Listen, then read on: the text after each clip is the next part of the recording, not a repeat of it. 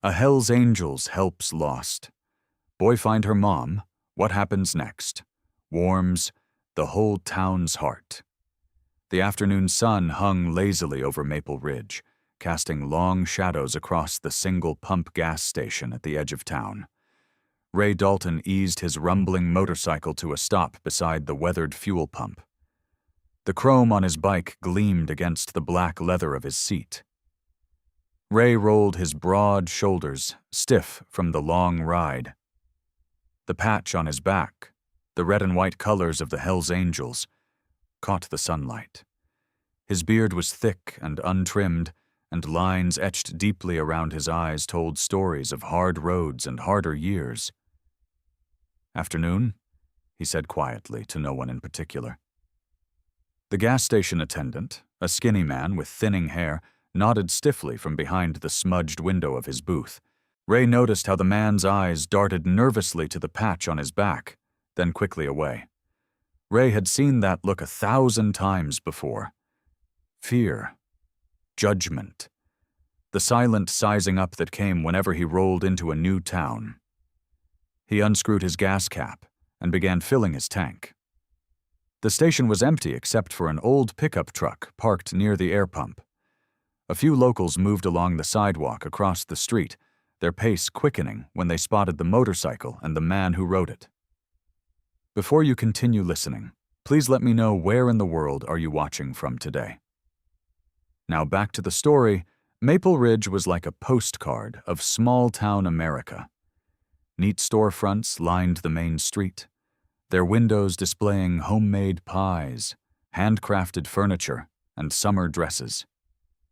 American flags hung from lampposts, swaying gently in the afternoon breeze.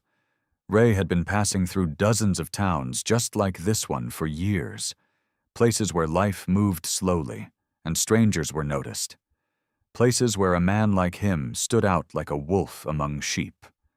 The gas pump clicked, breaking the quiet.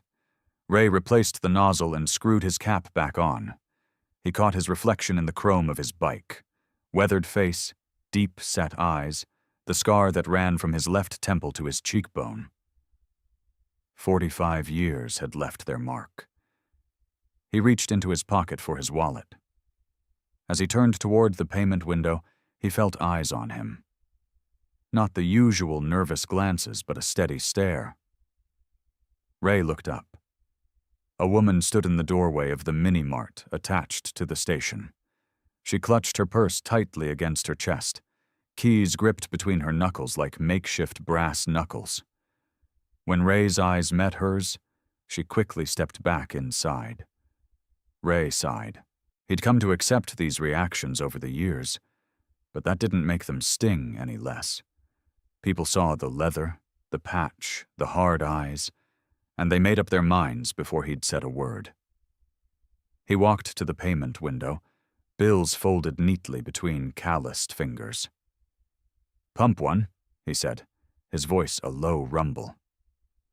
The attendant slid open the small drawer beneath the bulletproof glass. "Passing through?" he asked, his tone making it clear he hoped the answer was yes. Ray nodded. "Just need a place to grab some food, maybe rest for the night." "Diner's down the road about a quarter mile," the man said, pointing vaguely. "Motel's a bit further. Not much else around here." "Thanks." Ray collected his change and turned back toward his bike. The stillness of the afternoon was suddenly broken by the sound of sniffling. Ray paused, listening. It came again, a small, broken sound that didn't belong among the normal noises of a gas station. He looked around slowly, scanning the empty lot until his eyes fell on a small figure partially hidden behind the air pump. A boy, no more than 5 years old, stood trembling near the pickup truck. His cheeks were streaked with dried tears, and his small hands clutched a battered red toy truck. The child's shirt was rumpled and his shoelaces untied. His eyes, wide with fear, darted from person to person. As Ray watched, the boy approached an elderly couple who had just pulled up to the pump. His voice quivered with fear and hope. "Have you seen my mom?" the child asked, holding up his toy truck as if it might help them recognize her. The couple exchanged worried glances before shaking their heads and hurrying inside the mini-mart. The boy's shoulders slumped, and fresh tears welled in his eyes. He turned, scanning the parking lot again, and for a brief moment, his gaze locked with Ray's. Scene 2. Ray hesitated for just a moment, watching as the boy wiped his nose with the back of his small hand. Something twisted inside his chest, a feeling he hadn't experienced in years. Before he could think twice, Ray's boots were carrying him across the cracked pavement. The boy looked up as Ray's shadow fell over him. His eyes widened, and he took a small step back, clutching his toy truck tighter against his chest. Ray had seen that look before, fear mixed with uncertainty. Ray stopped a few feet away and slowly lowered himself to one knee, bringing himself down to the child's eye level. His leather jacket creaked as he moved. The skull ring on his right hand caught the sunlight. "Hey there," Ray said. His normally gruff voice softened to a gentle rumble. "You looking for someone?" The boy stared at him, his bottom lip quivering slightly. His eyes darted to the patches on Ray's vest, then back to his face. "My mom," the boy whispered. "I can't find her." Ray nodded slowly, keeping his movements calm and deliberate. "How long have you been waiting here?" The child shrugged, his small shoulders rising and falling beneath his blue t-shirt. "A long time. She said wait by the car." He pointed to the pickup truck. "But she didn't come back." From the corner of his eye, Ray could see the gas station attendant watching through the window, phone pressed to his ear. Across the lot, a woman had paused while opening her car door. Her eyes narrowed as she observed the interaction between the intimidating biker and the lost child. "My name's Ray," he said, extending his hand palm up, a gesture of peace. "What's yours?" The boy looked at Ray's large, calloused hand, then back at his face. Something in Ray's expression must have reassured him, because his tight grip on the toy truck loosened slightly. "Ethan," he said quietly. "Ethan Carter." "That's a good name," Ray said with a nod. "And how old are you, Ethan?" Ethan held up one hand, fingers spread wide. 5. Ray smiled, just barely, the expression softening the hard lines of his face. "5's a good age, strong." He pointed to the toy in Ethan's hands. "That's a nice truck you've got there." For the first time, a flicker of pride crossed the boy's face. "It's my favorite. Mommy says it's just like Grandpa's." Behind them, the mini-mart door swung open. The elderly couple emerged, followed by the woman who had hidden her keys between her knuckles earlier. They clustered together, watching the scene unfold with worried expressions. "We should call the police," the woman said loudly enough for Ray to hear. "You don't know what he might do." Ray ignored them, keeping his attention focused solely on the child in front of him. "Ethan, when did you last see your mom?" The boy's forehead wrinkled in concentration. "She said to wait. She had to do something important." His eyes began to well with fresh tears. "But she's been gone forever." Ray nodded, understanding in his eyes. "Sometimes grown-ups get busy, and time feels different when you're waiting." He glanced around the gas station. "Was she getting gas? Or was she going into the store?" Ethan shook his head. "We were driving. Then she stopped here and said to stay with the truck." His lower lip trembled again. "I'm scared, mister." Ray felt the weight of stares on his back. He could hear whispers behind him. Concerned, suspicious, judgmental. He knew what they saw. A rough-looking biker with a Hell's Angels patch talking to a vulnerable child. "I bet you are," Ray said softly. "Being alone when you're not supposed to be is scary." He remained perfectly still, patient and unthreatening. "Would you like me to help you find your mom?" Ethan looked up at him, hope flickering across his tear-stained face. After a moment's hesitation, he nodded. "Yes, please," he whispered. Ray held out his hand again, palm up. "Then we'll find her together, okay?" Ethan stared at Ray's outstretched hand. His small fingers tightened around his toy truck as he weighed his options. Then, with the simple trust that only children possess, he reached out and placed his tiny hand in Ray's weathered palm. "I can't find my mom," Ethan admitted again, his voice small but steadier now. "Will you stay with me until we do?" "I'll stay," Ray promised, his voice low and certain. "We'll find her." Scene 2. Ray stood beside his motorcycle, a gleaming black Harley with worn leather saddlebags. The morning sun caught on the chrome handlebars as he looked down at Ethan, who stared at the bike with wide eyes. "Ever been on one of these before?" Ray asked, his voice still gentle despite its natural gravel.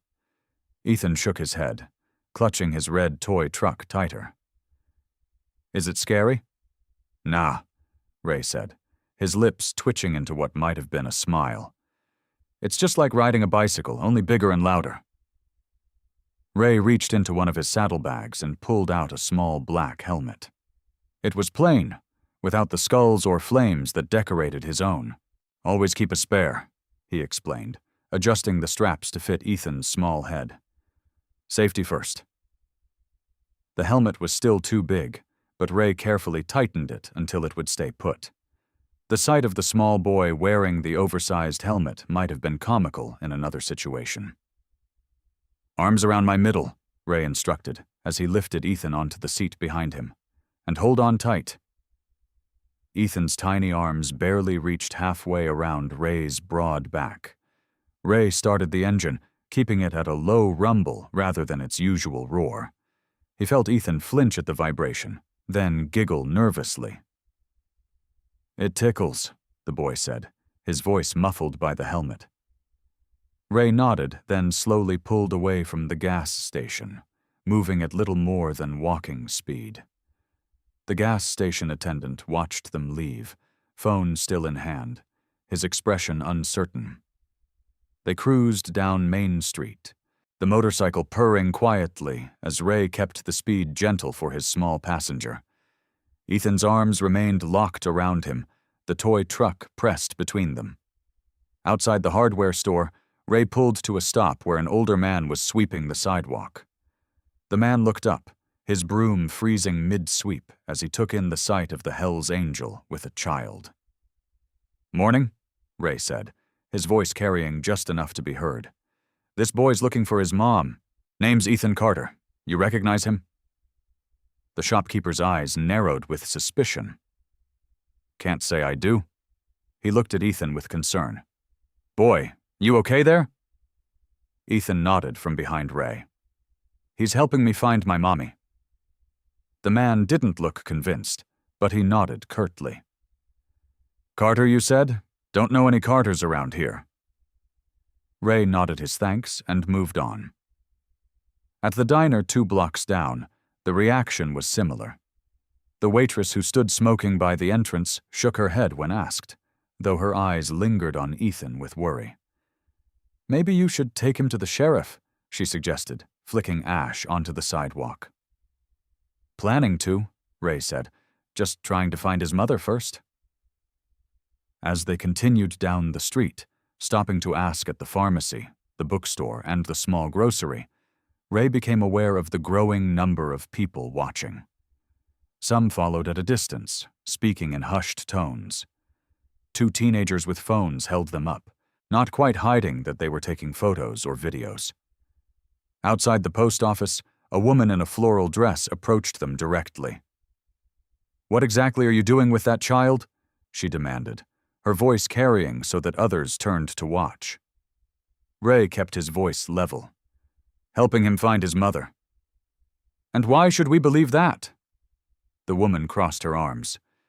"Sheriff's office is that way." She pointed down a side street. "Yes, ma'am," Ray said, the politeness in his tone surprising even himself. "We're heading there. Just checking if anyone knows him first." Ethan's arms tightened around Ray's middle. "Are we in trouble?" he whispered. "Nobody," Ray assured him. "People just want to make sure you're safe." By the time they reached the small town square, a trail of concerned citizens had formed behind them. Whispers floated through the air like autumn leaves. "That's one of those Hell's Angels. Where did he get that child? Someone should call the sheriff. Poor little thing looks scared to death." Ray felt Ethan rest his helmeted head against his back, a gesture of trust that contrasted sharply with the suspicious looks from the townspeople. He pulled up in front of the town's small cafe, where several people sat at outdoor tables. "Anyone here recognize this boy?" Ray called out, his deep voice carrying across the square. "Name's Ethan Carter. He's looking for his mom." The cafe patrons exchanged glances, some shaking their heads, others simply staring. A few more people joined the growing crowd of onlookers, their expressions ranging from concern to outright hostility. "We're trying to help," Ray added, feeling Ethan shrink against him as all eyes turned their way. "Just trying to get him back to his family." Ray felt the weight of the stairs as he guided his motorcycle toward Joe's Diner, a small establishment with faded red booths visible through spotlessly clean windows. The morning crowd had thinned, but a few locals lingered over coffee cups, their conversations dying as the rumble of Ray's Harley approached. "We'll try in here," Ray told Ethan, carefully helping the boy off the motorcycle. "Maybe someone knows your mom." Ethan nodded, still clutching his toy truck. The oversized helmet made his head wobble slightly. Ray gently removed it, revealing Ethan's tousled brown hair. The bell above the diner door jingled as they entered. A heavy silence fell over the room. Ray stood in the doorway, his massive frame blocking the light, with Ethan's small hand in his. The contrast between them couldn't have been more stark, the mountain of a man in leather and the tiny boy with the red toy truck. Martha, the diner's owner for 20 years, stepped from behind the counter. Her gray hair was pulled into a tight bun, and her eyes narrowed with suspicion. "Can I help you?" she asked, her voice strained with forced politeness. Ray nodded toward Ethan. "This young man is looking for his mother. Name's Ethan Carter. Thought maybe someone here might know her." Martha's gaze softened when it landed on Ethan, but hardened again when it returned to Ray. "Carter? Don't know any Carters around here." She looked down at Ethan. "Honey, where did you last see your mommy?" "At the gas station," Ethan said quietly. "She went inside and then I couldn't find her." An older man in a plaid shirt stood up from his booth. "Now wait just a minute. You're saying you found this boy at Miller's Gas? That's clear across town from here." "Yes, sir," Ray answered, keeping his voice even. "Been asking around, trying to find his mother." "And you didn't think to call the police?" The man stepped closer, his coffee cup still in hand. Ray felt Ethan press against his leg. "Planning to, if we can't find her soon." "Well, I think that time is now," the man insisted, looking around for support. A few other customers nodded. Martha wiped her hands on her apron. "Look, I appreciate what you're trying to do, but maybe you should let the authorities handle this." She wasn't being unkind, but her meaning was clear. Ray nodded slowly. "Just thought someone might recognize him. Save everyone some trouble." "Mister?" Ethan tugged at Ray's jacket. "I'm hungry." Martha's expression softened again. "Well, at least let me get the boy something to eat while we figure this out." Ray guided Ethan to a booth near the window, away from the other customers. Martha brought over a glass of milk and promised pancakes would be coming soon. The diner's other patrons returned to their conversations, but their eyes kept drifting toward the unlikely pair. Outside, Ray noticed a small crowd had gathered. Some were simply curious, others openly concerned.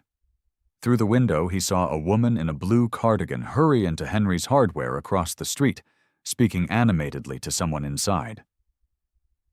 "Is your truck special?" Ray asked Ethan, trying to keep the boy's attention away from the growing commotion. Ethan nodded, placing the toy on the table between them. "Daddy gave it to me, before he went away." "Went away where?" The boy shrugged, his eyes downcast. "Mommy said heaven, but I think he's just working far away." Ray felt something twist inside his chest. He watched Ethan roll the truck back and forth on the table's surface, its wheels leaving faint tracks in a small puddle of spilled water. Across the street, the woman in the blue cardigan emerged from the hardware store with Henry Wilson himself, the owner. Henry was already on his phone, looking directly at the diner. Ray didn't need to hear the conversation to know what was happening. Martha appeared with a plate of pancakes shaped like Mickey Mouse. She set them in front of Ethan, whose eyes widened with delight. "Thank you," he said, immediately reaching for the syrup. Martha hovered by their table. "Sheriff Dawson should be here soon," she said quietly to Ray. "Henry called him. Said there was a biker with a lost child." Ray nodded, unsurprised. "Appreciate the pancakes," he said. Martha's expression was complicated. Part worry, part apology. "It's just, you understand how this looks, right?" Outside, the crowd had grown. Some were pointing now, not bothering to hide their suspicion. A mother pulled her curious child closer as they passed by. "I understand," Ray said simply. He watched Ethan happily cutting into his pancakes, oblivious to the tension building around them. The afternoon sun slanted through the diner windows, casting long shadows across the checkered floor. Ray watched as Ethan finished the last of his pancakes, carefully wiping syrup from his chin with a paper napkin. The boy's small legs swung beneath the table, not quite reaching the floor. "Good pancakes?" Ray asked, his deep voice gentle. Ethan nodded enthusiastically. "The best ever. My mom makes them square." Ray smiled slightly, the expression softening his weathered face. "Everyone does pancakes different. That's what makes them special." Outside, more people had gathered. Ray could see Sheriff Dawson's patrol car pulling into a parking space. The officer was in no hurry, taking his time adjusting his hat before stepping out.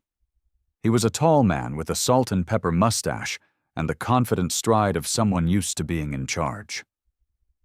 Martha refilled Ray's coffee cup without asking, her eyes flicking nervously to the window. "Sheriff's here," she said unnecessarily. "Thank you for the refill," Ray replied, his calm at odds with the tension in the room. The bell above the door jingled as Sheriff Dawson entered, removing his hat. The diner fell completely silent. Even the cook peered out from the kitchen, spatula in hand. "Afternoon, Martha," the sheriff said, nodding to the owner. His eyes moved to Ray and Ethan. "Mind if I join you folks?" Ray gestured to the empty seat across from them. "Free country?" The sheriff slid into the booth, placing his hat on the seat beside him. He smiled at Ethan. "Hello there, young man. I'm Sheriff Dawson." "I'm Ethan," the boy replied, clutching his toy truck closer. "Mr. Ray is helping me find my mom." "Is that right?" The sheriff's gaze shifted to Ray, measuring him. "And how exactly did you two meet, Mr. Dalton? Ray Dalton." Ray took a sip of his coffee. "Found him alone at Miller's gas station about an hour ago. No sign of his mother. Thought I'd help." Sheriff Dawson leaned back, his uniform creaking slightly. "That's mighty considerate of you. But you understand why folks might be concerned, seeing a man like yourself with a child that's not yours." The unspoken words hung in the air. A man like yourself. Ray knew what that meant. His leather vest with its patches, the tattoos visible on his forearms, the reputation that preceded him. "I understand," Ray said evenly. "Didn't think leaving him alone was the right call." Martha brought the sheriff a cup of coffee. She lingered by the table, along with several other customers who had edged closer, not bothering to hide their interest. "What's your mom's name, son?" the sheriff asked Ethan. "Lena Carter," Ethan answered promptly. "She has yellow hair like sunshine and a star right here." He pointed to his own wrist. "A tattoo," the sheriff clarified.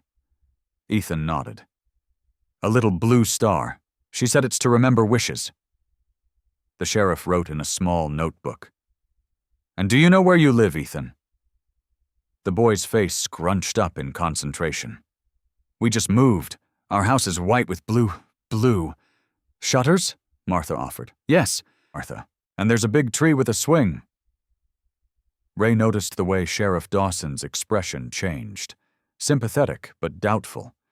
There were dozens of white houses with blue shutters and tree swings in the surrounding area. "We'll find her, Ethan," the sheriff assured him. "But for now, I think you should come with me. We'll make some calls, get the word out." Ray felt Ethan tense beside him. The boy looked up, his eyes wide with uncertainty. "Can Mr. Ray come too?" Before the sheriff could answer, Ethan's attention suddenly shifted. He was staring at something behind Ray, his mouth forming a perfect O of surprise. He scrambled to stand on the booth seat, pointing excitedly. Look, that's my mommy!" Every head turned toward where Ethan was pointing, at a faded photograph hanging on the diner's wall. It was part of a collage of local history, businesses opening, parades, community events spanning decades. And there, in a yellowing photo dated nearly 6 years earlier, stood a young woman with blonde hair, smiling outside the very same diner. "That's my mommy," Ethan insisted, bouncing with excitement. "That's her. See her yellow hair?" Martha moved closer to the photograph, squinting through her reading glasses. That's Lena Thompson. She waited tables here for a summer, years ago." The diner erupted in murmurs of disbelief. Ray stared at the photograph, a strange recognition dawning in his eyes. "Thompson?" the sheriff repeated, looking between the photo and Ethan. "Boy says his name is Carter." "She got married to my daddy," Ethan explained with the simple logic of a child. "Now she's Mommy Carter." Ray stood slowly, moving towards the photograph. The young woman's smile was bright, hopeful, standing in the sunshine with her whole life ahead of her. And there on her wrist, barely visible in the faded image but unmistakable to someone looking for it, a small star tattoo. The diner hummed with whispers as customers crowded around the wall of photographs. Martha carefully removed the frame, her hands trembling slightly as she brought it to the table where Ray, Ethan, and Sheriff Dawson sat.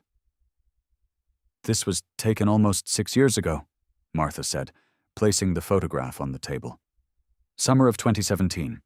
Lena worked here for about 3 months." Ethan reached for the picture with sticky fingers. "That's my mommy," he said again, certainty in his young voice. Ray studied the image.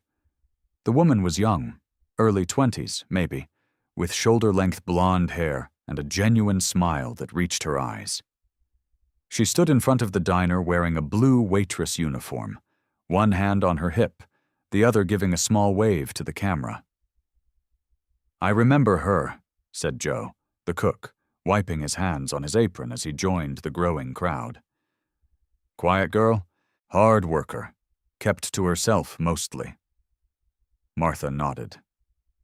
"She rented that small apartment above Henderson's Hardware for a while. Never said much about where she came from or where she was heading."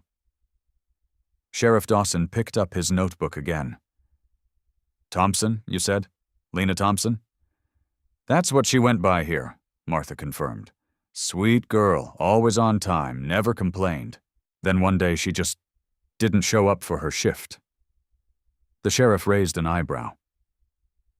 She left without notice? Martha's face clouded. It wasn't like that exactly. She glanced around at the crowd, then at Ethan, who was happily running his toy truck along the table's edge, making quiet engine noises. "Why don't we let the boy have some ice cream?" she suggested. "On the house." Betty, a younger waitress, took the hint and came forward with a bright smile. "Hey, Ethan, want to see our ice cream freezer? You can pick any flavor you want."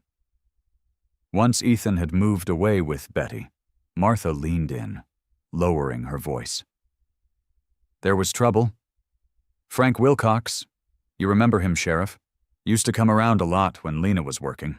Got fixated on her, started showing up every day, leaving her gifts she didn't want."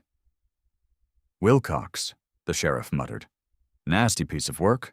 Left town a few years back." "After Lena disappeared," Martha added meaningfully, "he came looking for her, mad as a hornet, said she'd stolen from him, which none of us believed for a second." Ray's fingers tightened almost imperceptibly around his coffee mug, his face remaining impassive. "We all figured she ran because of him," Martha continued. "There were bruises once or twice that she tried to hide. I asked her about them, but—" She shook her head. "She just said she was clumsy." "Did anyone report this?" the sheriff asked, looking uncomfortable. "She begged me not to," Martha said, regret lining her face. "Said it would only make things worse. Then one morning she was just gone. Left a note for me with 2 weeks' rent for her apartment and an apology. That was it."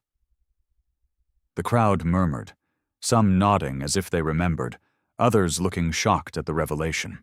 From across the diner came the sound of Ethan's delighted laugh as Betty showed him how the ice cream scoop worked.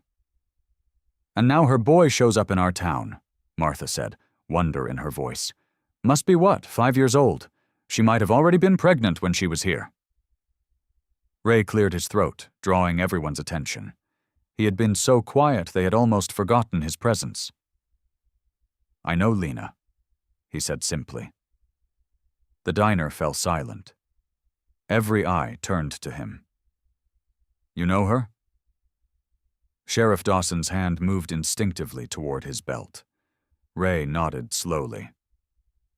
"Helped her once, about 5 years back." Martha gasped softly. "You're the one who helped her leave?" "Not from here," Ray clarified. "From the next place she ran to." He looked down at his hands, large and calloused, resting on the table. "I was passing through Riverton. Found her crying at a bus stop late at night, holding a bundle I now figure was him." He nodded toward Ethan. "She was scared, said someone was after her." "And you just helped a stranger?" The sheriff's voice was thick with skepticism. Ray's eyes, when they met the sheriff's, were steady and unflinching. "We've all needed help sometimes." "What did you do?" Martha asked. "Gave her some money, drove her to the next town over, made sure she got a motel room." Ray shrugged slightly. "Never saw her again after that night." "Did she say where she was heading?" Sheriff Dawson pressed. Ray shook his head. "Said it was safer if I didn't know, but she told me her name was Lena Carter, not Thompson." The revelation landed heavily in the room. Married already, or on the run with a new name? No one could be sure. "And now her boy finds you," Martha said softly. "Of all people in this town." Ray looked toward Ethan, who was carefully selecting his ice cream flavor, blissfully unaware of the conversation about his mother. "Maybe not just chance," Ray said quietly, more to himself than anyone else. The diner clock showed almost 6 in the evening. The crowd had thinned, leaving Ray, Ethan, Sheriff Dawson, and Martha sitting at a corner booth. Ethan, tired after his excitement, leaned against Ray's arm, half asleep with traces of chocolate ice cream still on his face. "So what happens now?" Martha asked, refilling Ray's coffee cup. Sheriff Dawson closed his notebook with a sigh. Protocol says I should contact Child Services. Boy needs proper care until we locate his mother. Ray's jaw tightened slightly. He's not going into the system. Mr. Dalton, the sheriff began, his voice taking on an official tone. I understand you feel responsible since you found him, but I know where to look for her, Ray interrupted. Neighboring towns. If she followed the pattern, she wouldn't have gone far. Just far enough. Martha leaned forward. You really think you can find her? Ray nodded. Got a feeling. Riverton, Millsville, Green Valley. She mentioned working at diners before. Places that pay cash. Don't ask too many questions. Sheriff Dawson drummed his fingers on the table. Even if that's true, I can't just let you take a child across county lines. There are procedures. I'm not letting him out of my sight, Ray said firmly, his voice low but resolute. Not until he's back with his mother. The sheriff looked at Ray, measuring him. Something in the biker's steady gaze must have communicated his determination, because after a long moment, Dawson sighed. One night, he conceded. You've got until tomorrow evening to find her. After that, I have to report this officially. Ray nodded once, understanding the compromise. Martha touched Ethan's hair gently. Poor little thing, must be so confused. She looked at Ray. You need supplies if you're taking him. Let me put together some food for the road. While Martha busied herself behind the counter, the sheriff leaned closer to Ray. I'll make some calls to colleagues in those towns. Discreet inquiries about Lena Carter, or Thompson, or whatever name she might be using now. He handed Ray a business card. My cell number. Call me if you find anything, good or bad. Appreciate it, Ray said, pocketing the card. Martha returned with a paper bag. Sandwiches, cookies, juice boxes for the boy. And this. She handed Ray a folded slip of paper. My number. Call if you need anything, day or night. Ray carefully put the paper in his vest pocket. Thank you. Do you have somewhere to stay tonight? Martha asked. Motel if we need it, Ray answered. He looked down at Ethan, who was blinking awake. Hey, buddy, we're going to look for your mom now, okay? Ethan rubbed his eyes. We'll find her. We'll try our best, Ray promised.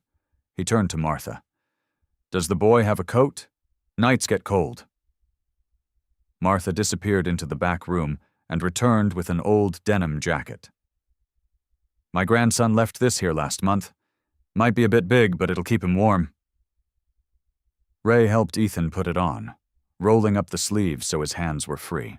The boy looked even smaller in the oversized jacket, making something twist in Ray's chest. Bathroom before we go, Ray said, guiding Ethan toward the restroom sign. When they returned, the sheriff was waiting by the door. I'll walk you to your bike. Outside, the evening air had cooled as the sun began its descent toward the horizon. The sheriff watched as Ray carefully secured his own jacket around Ethan before putting the boy's arms through the sleeves of a small helmet. You know how to ride with a child? Dawson asked. Ray nodded. He'll sit in front of me. I'll keep him secure. The sheriff's eyes narrowed. You ever done this before? Helping people? Ray met his gaze. When I can. Dawson seemed to consider this, then nodded slightly. Start with Millsville. It's closest. I'll call ahead to the station there. Ray lifted Ethan onto the motorcycle, positioning him carefully before mounting behind him. The boy's small back pressed against his chest as Ray started the engine. Which way is Millsville? Ethan asked, his voice muffled by the helmet. East, Ray answered, pointing down the road. About 20 minutes from here. The sheriff stepped back as Ray slowly eased the motorcycle away from the curb. Remember, tomorrow evening. After that, it becomes official. Ray nodded his understanding, then leaned down to speak to Ethan. Hold on tight, okay? Ethan grabbed the handlebars where Ray's larger hands rested, his small fingers curling beside Ray's weathered ones. As the motorcycle pulled away from the diner, Martha came outside to stand beside the sheriff. They watched as Ray and Ethan headed down Main Street toward the edge of town, the sun setting behind them, casting long shadows ahead. "Think they'll find her?" Martha asked quietly. The sheriff didn't answer immediately, watching until the motorcycle turned onto the highway leading east. "For the boys' sake," he finally said, "I hope so." The sky turned deep purple as Ray's motorcycle rumbled into Millsville. Streetlights flickered on, casting yellow pools on the quiet streets. Ray felt Ethan shiver against him, despite the jacket wrapped around his small frame. "You doing okay, buddy?"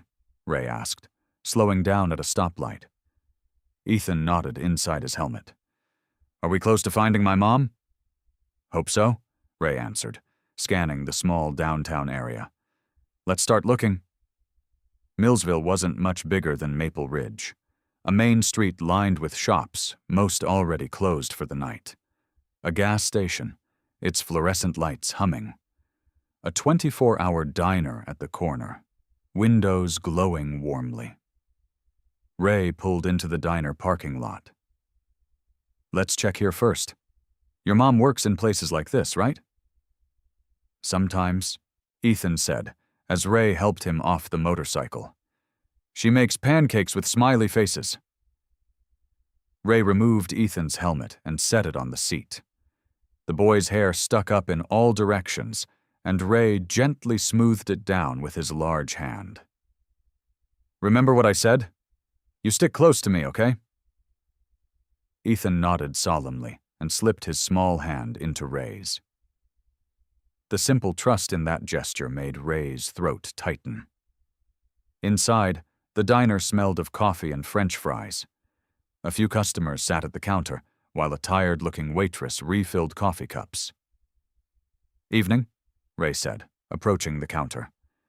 The waitress looked up, her eyes widening slightly at his appearance, the leather vest with its patches, the tattoos visible on his arms. Her gaze softened when she noticed Ethan. "What can I get you two?" she asked, setting down her coffee pot. "Looking for someone," Ray said, keeping his voice low. "Woman named Lena Carter. Might be using another name. She's about 5'4", brown hair, has a small star tattoo on her wrist." The waitress frowned. "Don't know any Lena. We've only got 3 waitresses here, and none match that description. Sorry." Ray nodded. "Any other diners in town? Places that might hire without too many questions?"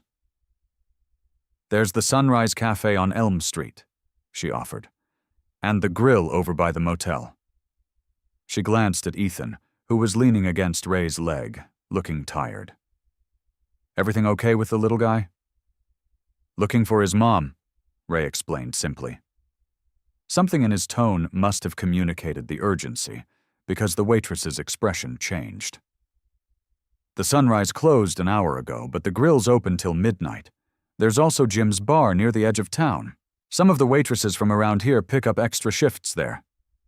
"Thanks," Ray said, placing a $5 bill on the counter. "Appreciate it." Back on the motorcycle, they cruised slowly through town, checking the grill first. No luck. Jim's bar was next, its neon sign buzzing in the darkness. Ray parked across the street. "Wait here a minute," he told Ethan, positioning him so he could see the boy through the bar's front window. "I'll be quick." Inside, Ray described Lena to the bartender, who shook his head, but a woman washing glasses spoke up. "Sounds like the new girl at Pete's Diner," she said. "Started about 3 months ago. Keeps to herself. Lives in those apartments behind the grocery store." Ray's pulse quickened. "You sure about that?" "Pretty sure. Quiet lady, always in a hurry after her shift. Has a kid, I think. Never brings him around, though." 10 minutes later, Ray parked in front of a small apartment complex. The building was worn, but clean. 3 stories of faded brick. Lights shone from various windows. "Is my mom here?" Ethan asked, hope filling his voice. "Maybe," Ray said, helping him off the bike. Let's find out. They approached the building, and Ray studied the names beside the buzzers. None said Carter. Do you know your mom's apartment number? Ray asked Ethan. Ethan shook his head, his lower lip trembling slightly. I want my mommy. Ray squeezed his shoulder gently. We'll find her. Just then, a woman emerged from the building, heading toward the parking lot. Ray glanced at her, then looked again more sharply. She was slender, with brown hair pulled back in a ponytail. Even in the dim light, he recognized her walk. Lena, he said quietly. The woman froze, then spun around, keys clutched in her hand like a weapon. Her eyes widened in shock. Ray, she whispered, disbelief in her voice. Then her gaze dropped to the small figure beside him. Ethan! She cried, dropping her keys with a clatter. Mommy! Ethan broke free from Ray's hand and ran toward her. Lena fell to her knees on the concrete, catching Ethan in her arms. She clutched him tightly, sobbing as she covered his face with kisses. Oh my God, she repeated, rocking him back and forth. Baby, where were you? I was so scared. Tears streamed down her face as she looked up at Ray, confusion and gratitude battling in her expression. How did you... she began, her voice breaking. Ray stood silently, watching the reunion, something tight uncoiling in his chest as mother and son clung to each other under the apartment building's security light. Lena's apartment was small but tidy. A worn couch with colorful pillows, a small kitchen table with 2 chairs, crayon drawings taped to the refrigerator, everything clean but clearly second-hand. Sit down, please, Lena said, gesturing to the couch while still clutching Ethan to her chest. Her eyes were red and puffy from crying, but she couldn't stop smiling at her son. Ray sat awkwardly, his large frame making the couch seem even smaller. He placed his hands on his knees, unsure what to say. Can I get you something? Coffee? Water? Lena asked, finally letting Ethan slide from her lap to sit between them. I'm fine, Ray said, his deep voice quiet in the small space. Lena pushed her hair behind her ears, looking at Ray with wonder. I can't believe you found him. I can't believe you're here. After all this time. Her voice trailed off. He was at the gas station in Maple Ridge, Ray explained. All alone. Said he couldn't find you. Lena turned to Ethan. Baby, what happened? I left you with Mrs. Wilson while I went to work. How did you end up back in Maple Ridge? Ethan fidgeted with the hem of his shirt. Mrs. Wilson fell asleep. I wanted to find you at work, but I got on the wrong bus. The driver was nice. He let me off at the gas station. Oh, Ethan, Lena sighed, pulling him close again. You know you're not supposed to go anywhere alone. I was so scared when Mrs. Wilson called me. I'm sorry, Mommy, Ethan said, his lower lip quivering. It's okay now. You're safe. She looked up at Ray, gratitude shining in her eyes despite the tears. Thank you. I don't know how to thank you enough. Ray shrugged. Just glad I was there. Of all people, Lena said softly, I never thought I'd see you again. Didn't plan on it, Ray admitted. Recognized you in that old photo at Dale's diner. Ethan spotted it first. Said it was his mom. That old picture? Lena said, shaking her head. From before everything changed? Ray nodded, understanding in his eyes. Been a long time. 5 years, Lena confirmed. 5 years since you helped me get out of town that night. She glanced meaningfully at Ethan, not wanting to say too much in front of him. Ethan yawned, his eyelids drooping. The excitement and long day were catching up to him. Someone's tired, Ray observed. Let me put him to bed, Lena said, standing. Ethan, say goodnight to Mr. Ray. Night, mister. Ray. Ethan mumbled sleepily. Then, unexpectedly, he leaned over and hugged Ray's arm. "Thank you for helping me find Mommy." Something shifted in Ray's normally stoic expression. He patted Ethan's head gently. "You're welcome, buddy." Lena carried Ethan to the small bedroom off the main living area. Ray could hear her soft voice as she helped him change into pajamas, the low murmur of a bedtime prayer, a goodnight kiss. When Lena returned, she sat on the couch, leaving more space between them now. Her hands twisted nervously in her lap. "I didn't think I'd ever go back to Maple Ridge," she said quietly. "Seemed like you left in a hurry," Ray said. "That night." Lena nodded. "I was scared. You know that. You saw him." "I remember," Ray said grimly. "Guy was bad news." "Worse than you knew," Lena whispered. She glanced toward Ethan's room, making sure he was asleep. "He found me once before, about 2 years ago. I had to run again." Ray's expression hardened. "He's still looking for you?" Lena's hands trembled slightly. "I thought I was safe here. I changed my name. Started over. Again." She took a shaky breath. "But last week I saw someone watching the diner where I work. A man I recognized. One of his friends." She looked up at Ray, fear clearly visible in her eyes. "I think he's found me again. And now, with Ethan being in Maple Ridge today, what if someone recognized him? What if someone tells him?" "Nobody will tell him anything," Ray said firmly. "You don't understand," Lena said, her voice dropping even lower. "He's dangerous, Ray. More dangerous than when you knew him, and he won't stop looking. Not ever." A tear slipped down her cheek. "I'm scared. I've been running for so long, and I'm so tired of being afraid. But now he's close again. I can feel it." She wrapped her arms around herself. "He's coming. And this time, I don't know if I can get away." The small lamp in the corner cast long shadows across Lena's living room. Ray sat quietly, waiting for her to continue. Outside, the streetlight flickered, painting yellow patterns on the thin curtains. "His name is Vince," Lena finally said, her voice barely above a whisper. "When I met him, he seemed charming, kind even." She gave a bitter laugh. That didn't last long. Ray nodded, his face expressionless but his eyes attentive. At first it was just controlling stuff, who I talked to, what I wore. Lena's fingers played with the frayed edge of a throw pillow. Then came the yelling, the accusations, then she touched her cheek unconsciously, as if feeling a phantom pain.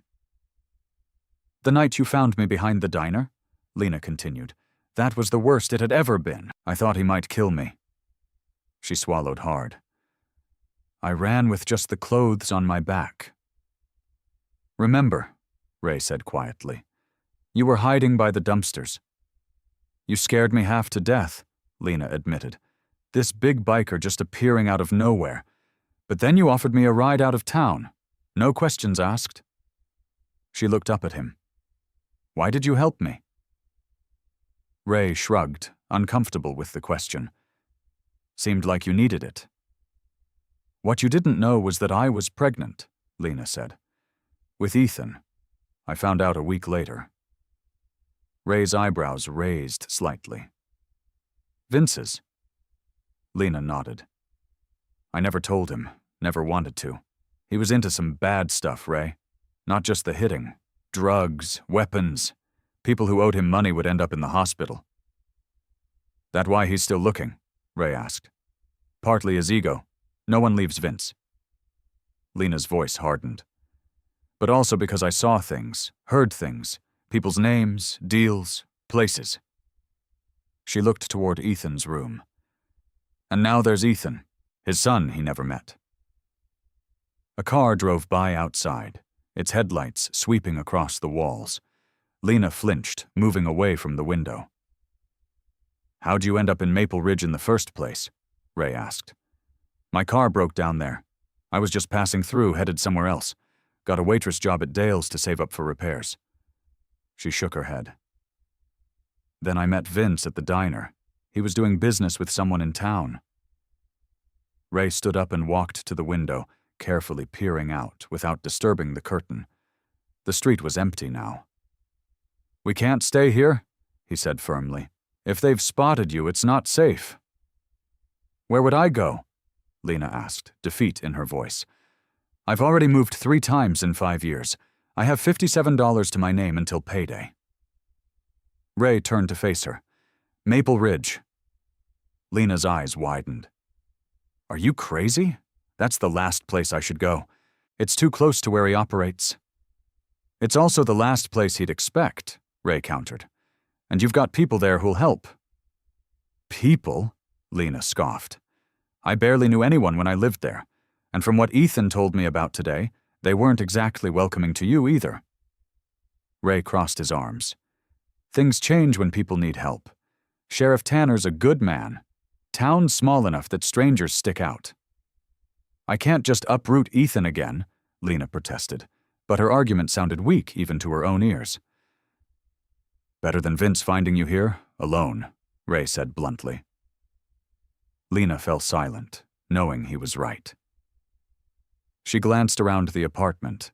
The few photos, the second-hand furniture, Ethan's toys in a basket by the TV. Another temporary home she'd have to leave.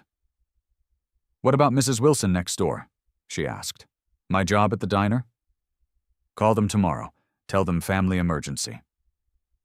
A sudden noise outside made them both freeze. Just a neighbor's door closing, but Lena's face had gone pale. Pack what you need, Ray said quietly but firmly. Just essentials. We'll leave before dawn.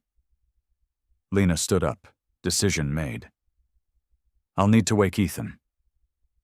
Let him sleep a bit longer, Ray suggested. I'll keep watch while you pack. Lena hesitated at the hallway. Ray, why are you doing all this? You don't owe us anything. Ray looked uncomfortable with the question.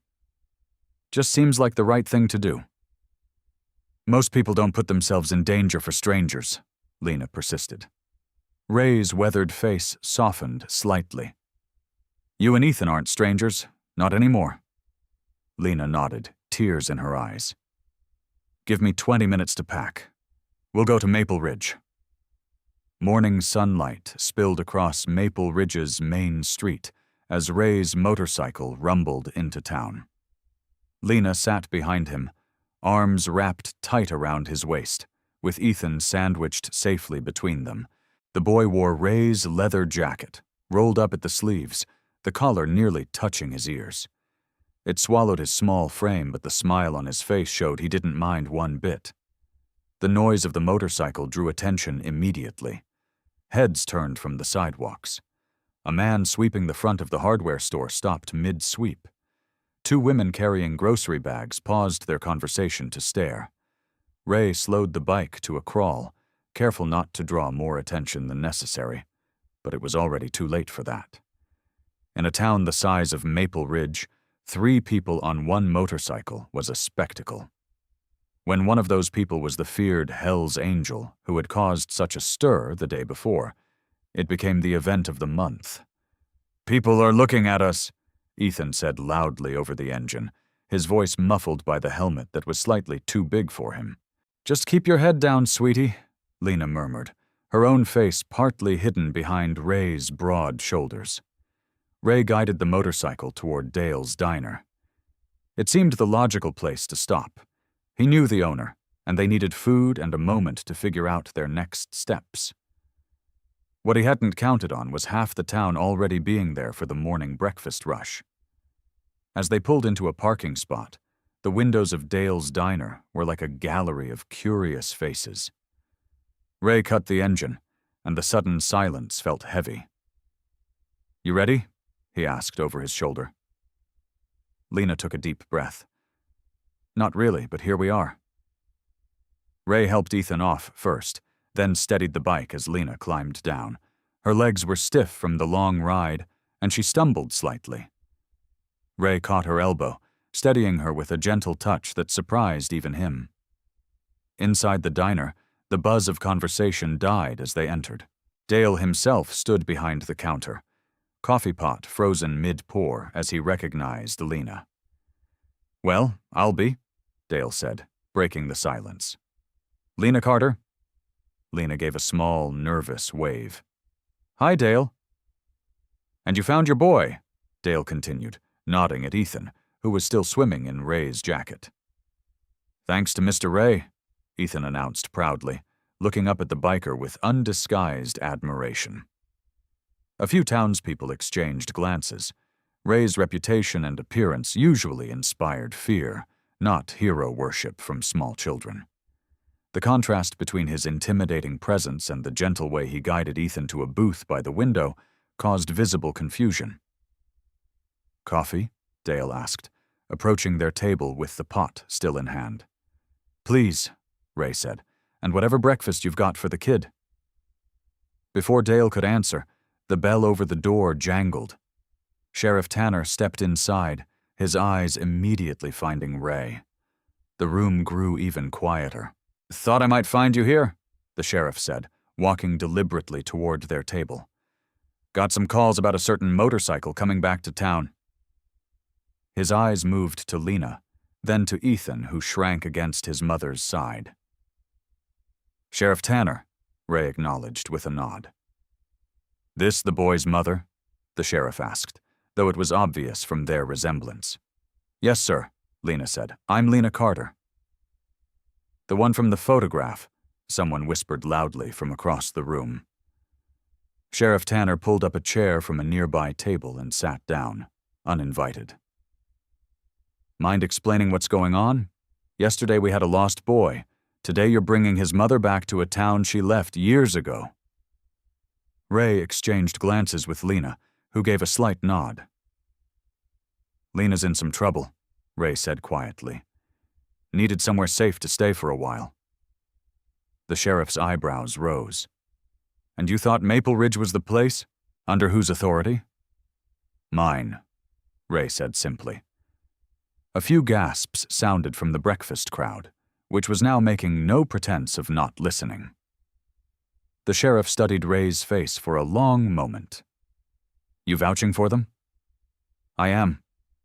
Sheriff Tanner leaned back, considering. "The motel at the edge of town has vacancies. You can stay there." He looked at Lena. "But I'll need to know what kind of trouble might be following you into my town." "It's complicated," Lena said. "It always is," the sheriff replied. "I expect details soon." He stood up and adjusted his hat. "And you?" he said, fixing Ray with a hard stare. "I'm giving you the benefit of the doubt because of what you did for the boy. But hear me clear. Don't bring trouble to Maple Ridge. We're a peaceful town, and I aim to keep it that way." Ray nodded once. "Understood." The morning sun climbed higher above Maple Ridge as Ray helped Lena and Ethan settle into the small motel room at the edge of town. The space was clean but bare. 2 twin beds with faded floral bedspreads, a scratched wooden table with 2 chairs, and a small television that looked at least 20 years old. "It's not much," Ray said, setting Ethan's backpack on one of the beds. Lena ran her hand over the worn bedspread. "It's perfect. It's safe." She looked at Ray with tired eyes. "Thank you for everything." Ethan bounced on the edge of the bed, testing its springiness. "Can we go get breakfast now? I'm really hungry." Ray checked his watch. It was just past 10. "Dale's should still be serving." They walked the 3 blocks back to the diner, Ethan between them, occasionally skipping to keep up with their longer strides. The townspeople they passed still stared, but the hostility seemed to have softened somewhat since the sheriff's tentative acceptance. The bell above Dale's door jingled as they entered. Unlike earlier, when the sheriff had been present, the diner was now half empty. The breakfast rush had ended, leaving only a handful of regulars nursing coffee cups. "Back so soon?" Dale asked from behind the counter, a dish towel slung over his shoulder. The kid's hungry, Ray explained. Dale nodded and gestured toward a booth by the window. Sit wherever you like. They had barely settled into the booth when the door jingled again. Martha Wilson, owner of the local thrift shop, entered carrying a large shopping bag. Her eyes scanned the diner until she spotted Lena and Ethan. There you are, she said, approaching their table. I heard you folks were staying at the motel. Lena tensed slightly. Ray noticed her hand move protectively to Ethan's shoulder. Martha set the shopping bag on the edge of their table. I brought some clothes for the boy. She pulled out several neatly folded t-shirts, jeans, and a small jacket. My grandson outgrew these last year. They should fit just fine. Lena's mouth opened in surprise. That's very kind of you. It's nothing, Martha said with a small wave of her hand. Can't have a child walking around in the same clothes day after day, can we? Ethan reached for a blue t-shirt with a rocket ship on it. Cool. Can I wear this one, Mom? Of course, sweetie, Lena said, her voice soft with surprise. Before Martha could leave, the diner door opened again. This time it was Tom Baker, who ran the toy store 3 doors down. He approached carrying a small red fire truck. Heard there was a young man in town who might like this, Tom said, offering the truck to Ethan. Ethan's eyes widened. For me? Sure is, Tom replied. Every boy needs a proper toy truck. Ethan looked at his mother for permission. When Lena nodded, he took the truck with reverent hands. Thank you, mister. I had one kinda like this, but I lost it. Ray watched as Ethan's small fingers traced the outline of the truck. He remembered the battered toy truck the boy had been clutching when they first met, a memory that now felt much further away than just yesterday. Dale appeared at their table with 3 plates of pancakes, though they hadn't ordered yet. House special, he explained, setting the plates down. On the house. We can pay, Ray said quietly. Dale shook his head. Not today, you can't. He glanced at Lena and Ethan. Welcome back to Maple Ridge, Lena, and welcome to you, young man. As they ate, more townspeople appeared. Mrs. Peterson from the bakery brought a box of cookies. Jack from the bookstore delivered a small bag of children's books. Even Sheriff Tanner's wife stopped by with a hand-knitted blanket, muttering something about chilly motel rooms. Lena sat stunned, watching as the gifts accumulated on their table. I don't understand, she whispered to Ray. When I lived here before, people barely noticed me. Ray watched the townspeople, equally surprised by their generosity. People change, he said simply. After breakfast, they walked slowly back to the motel, Ethan clutching his new fire truck in one hand and Ray's large, calloused finger in the other. Can we play with my truck when we get back, mister? Ray?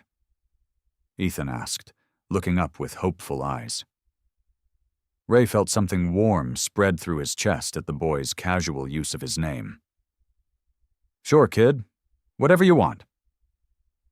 Lena watched them from a few steps behind, a small smile playing at her lips as Ethan chattered excitedly about all the adventures his fire truck would have with Mr. Ray as its driver.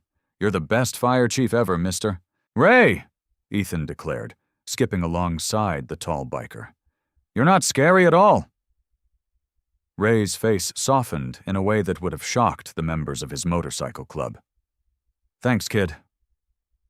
Later that afternoon, Ray sat on a bench outside the motel while Ethan napped inside with Lena.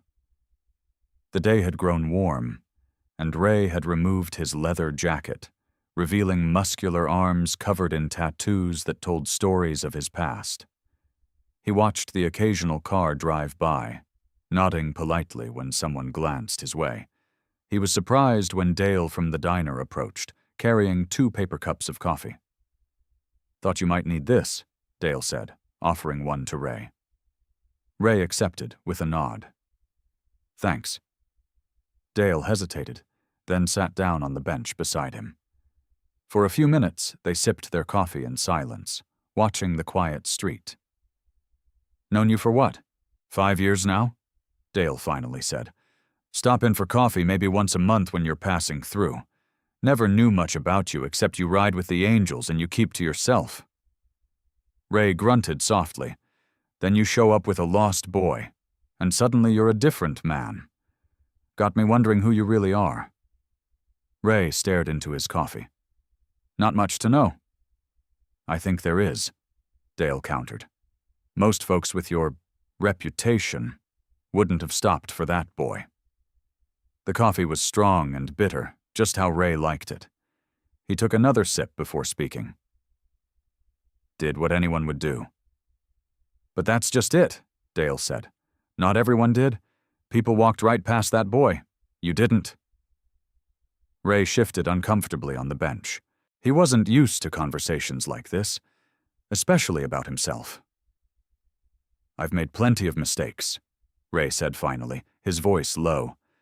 "Spent most of my life keeping to myself, staying on the move, never put down roots anywhere, never thought I deserved to." Dale nodded, encouraging but not pushing. "When I saw that kid standing there looking scared..." Ray paused, searching for words. "Reminded me of myself, I guess. Nobody should feel that alone." A pickup truck slowed as it passed them. Inside was Tom from the hardware store. He gave a small wave, which Ray returned with surprise. "People are starting to see it," Dale said. "The real you." "The real me isn't much to look at," Ray replied. "I disagree," said a new voice. They looked up to see Martha Wilson approaching with a casserole dish in her hands. "The real you saved a child and reunited him with his mother." Ray stood as Martha came closer. That was just being decent. "Decency is rare enough these days," Martha said. "This is for you three. Chicken and rice. Nothing fancy, but it'll save you another trip to the diner." She handed the dish to Ray. "My paw was big like you. Always said a man that size needs proper feeding." Ray accepted the dish awkwardly. "Your husband?" "Gone 5 years now," Martha said with a sad smile. "He was a good judge of character. Would have liked you, I think." Dale stood up. "Martha's right. This town could use more decent people, not fewer." From across the street, Sheriff Tanner watched the exchange. He approached slowly, hands resting on his belt. "Everything okay over here?" he asked, his tone professional but not unfriendly. "Just fine, Sheriff," Dale answered. "Bringing some food for Lena and her boy." The sheriff nodded, studying Ray carefully. "My wife said she met you earlier. Said you were polite." Ray shrugged. "No reason not to be." "Guess not," the sheriff agreed. He seemed about to say more when his radio crackled. After listening to the message, he looked back at Ray. "Duty calls. You all have a good afternoon." As the sheriff walked away, Mrs. Peterson from the bakery hurried over with a small white box. "Cookies for the boy," she explained. "Chocolate chip. Every child needs cookies." Ray found himself holding both a casserole dish and a cookie box, standing among people who just yesterday would have crossed the street to avoid him. "Thank you," he said simply. Not everyone in town had warmed to Ray's presence. Across the street, Harold Morgan, the bank manager, watched the gathering with obvious disapproval. He muttered something to Frank Willis beside him, and both men shook their heads before turning away. Martha noticed them too. "Don't mind Harold," she said quietly. "He's suspicious of everyone who doesn't wear a tie to dinner." Ray nodded, understanding. He hadn't expected to win over the entire town. The fact that anyone had changed their mind about him was surprising enough. The sun hung low in the sky, casting long shadows across Maple Ridge's main street as people began making their way toward Dale's Diner. The neon open sign buzzed with a soft hum, and warm yellow light spilled from the windows onto the sidewalk. Inside, Dale and his wife Jenny hustled about, rearranging tables to make one long communal space down the center of the diner. Martha Wilson carefully arranged wildflowers in mason jars, while Mrs. Peterson set out a tray of her famous chocolate chip cookies next to an assortment of pies. "You didn't have to do all this," Lena said quietly to Dale as she stood in the doorway, Ethan's small hand clasped in hers. "Nonsense," Dale replied with a warm smile. "This town needs more reasons to come together. Besides, it's not every day we get to welcome someone home." "I wasn't sure I'd call this home anymore," Lena admitted, looking around at the familiar walls with uncertainty. "Well, maybe it's time to reconsider that," Dale said, patting her shoulder gently. The bell above the door jingled as more townspeople arrived. Sheriff Tanner and his wife brought a large bowl of potato salad. Tom from the hardware store carried in 2 gallons of lemonade. Even Mrs. Gunderson, who rarely left her house these days, shuffled in with her walker, a knitted blanket for Ethan folded over her arm. Ray stood outside, watching through the window. He wore his cleanest jeans and a plain black t-shirt instead of his leather vest. His motorcycle was parked across the street, and he glanced at it occasionally, as if calculating how quickly he could leave if needed. "You coming in?" The sheriff's voice startled him. Ray nodded. "Just giving them space." "Seems to me you've earned your place in there," Sheriff Tanner said. "Come on." Inside, the diner hummed with conversation.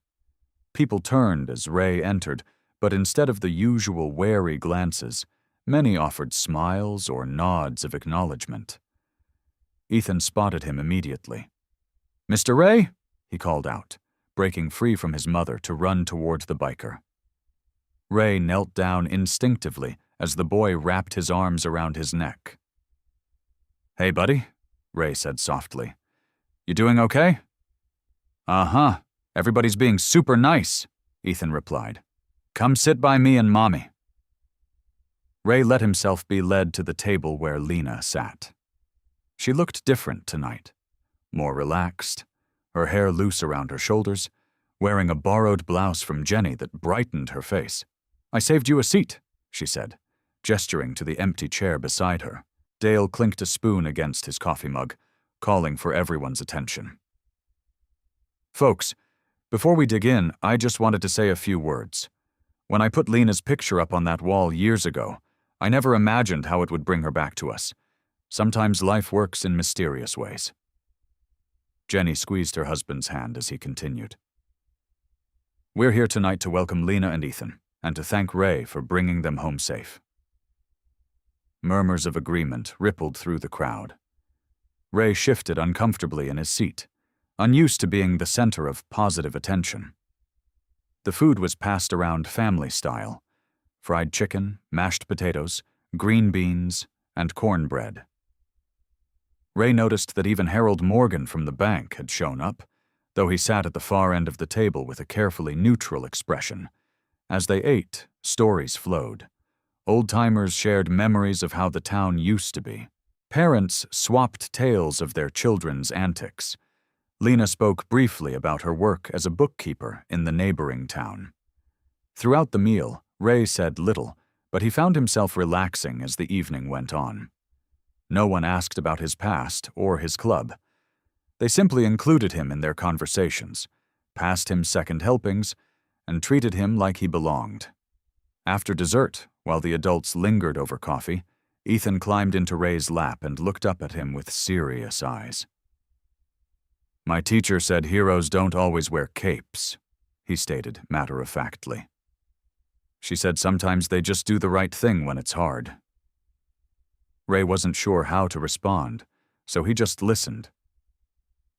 "You found my mom when I was scared," Ethan continued. "That makes you my hero." Then the boy wrapped his arms around Ray's neck again, hugging him tightly. "Thank you for being my hero, Mr. Ray." The room had quieted, many eyes watching the exchange with gentle smiles. Ray felt something unfamiliar expand in his chest, a warmth that spread through him like nothing he'd experienced before. For the first time in his nomadic life, Ray Dalton felt like he belonged. The gathering at Dale's diner slowly wound down as the night deepened. Locals said their goodbyes, departing in twos and threes, the warmth of the evening still glowing on their faces. Ray helped Dale stack chairs, while Lena thanked the last few guests, Ethan dozing against her shoulder. "First time I've seen Harold Morgan smile in years," Dale remarked, wiping down a table. "You're working miracles around here, Ray." Ray shook his head. "Just did what anyone would do." "No," Dale said firmly. "Not anyone, that's the point." After helping with the last of the cleanup, Ray walked Lena and Ethan to the small apartment above the hardware store that Tom had offered them temporarily. The three-room space was modest but clean, with fresh sheets on the beds and a vase of flowers on the kitchen table.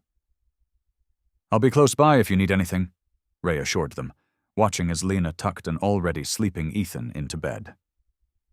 She touched his arm gently.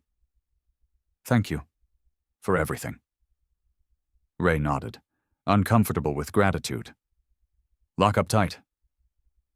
Outside, the night air was cool on his face. Main Street lay deserted, storefronts dark except for the occasional security light. The town seemed to breathe peacefully around him. Ray stood on the sidewalk for a moment, letting the quiet wash over him. The evening had left him feeling strangely full, yet unsettled, like a man who'd stumbled upon something precious he feared losing. He walked slowly toward his motorcycle, parked in front of the diner. The street lamps cast pools of yellow light on the pavement, moths dancing in their glow. For the first time in years, Ray felt no urgency to leave. The road, always his refuge, seemed less compelling tonight. As he reached his bike, Ray noticed a slip of paper tucked under the front brake handle. Probably a thank you note from one of the townspeople, he thought. But when he unfolded it, the words scrawled in black marker made his blood run cold. "I know she's here. She belongs to me." Ray glanced up and down the empty street, instantly alert. The shadows between buildings suddenly seemed deeper, potentially hiding watching eyes. He slipped the note into his pocket and scanned the area methodically, looking for anything out of place. A parked car he didn't recognize, movement in doorways, the glint of watching eyes. Nothing moved except the occasional leaf skittering across the pavement.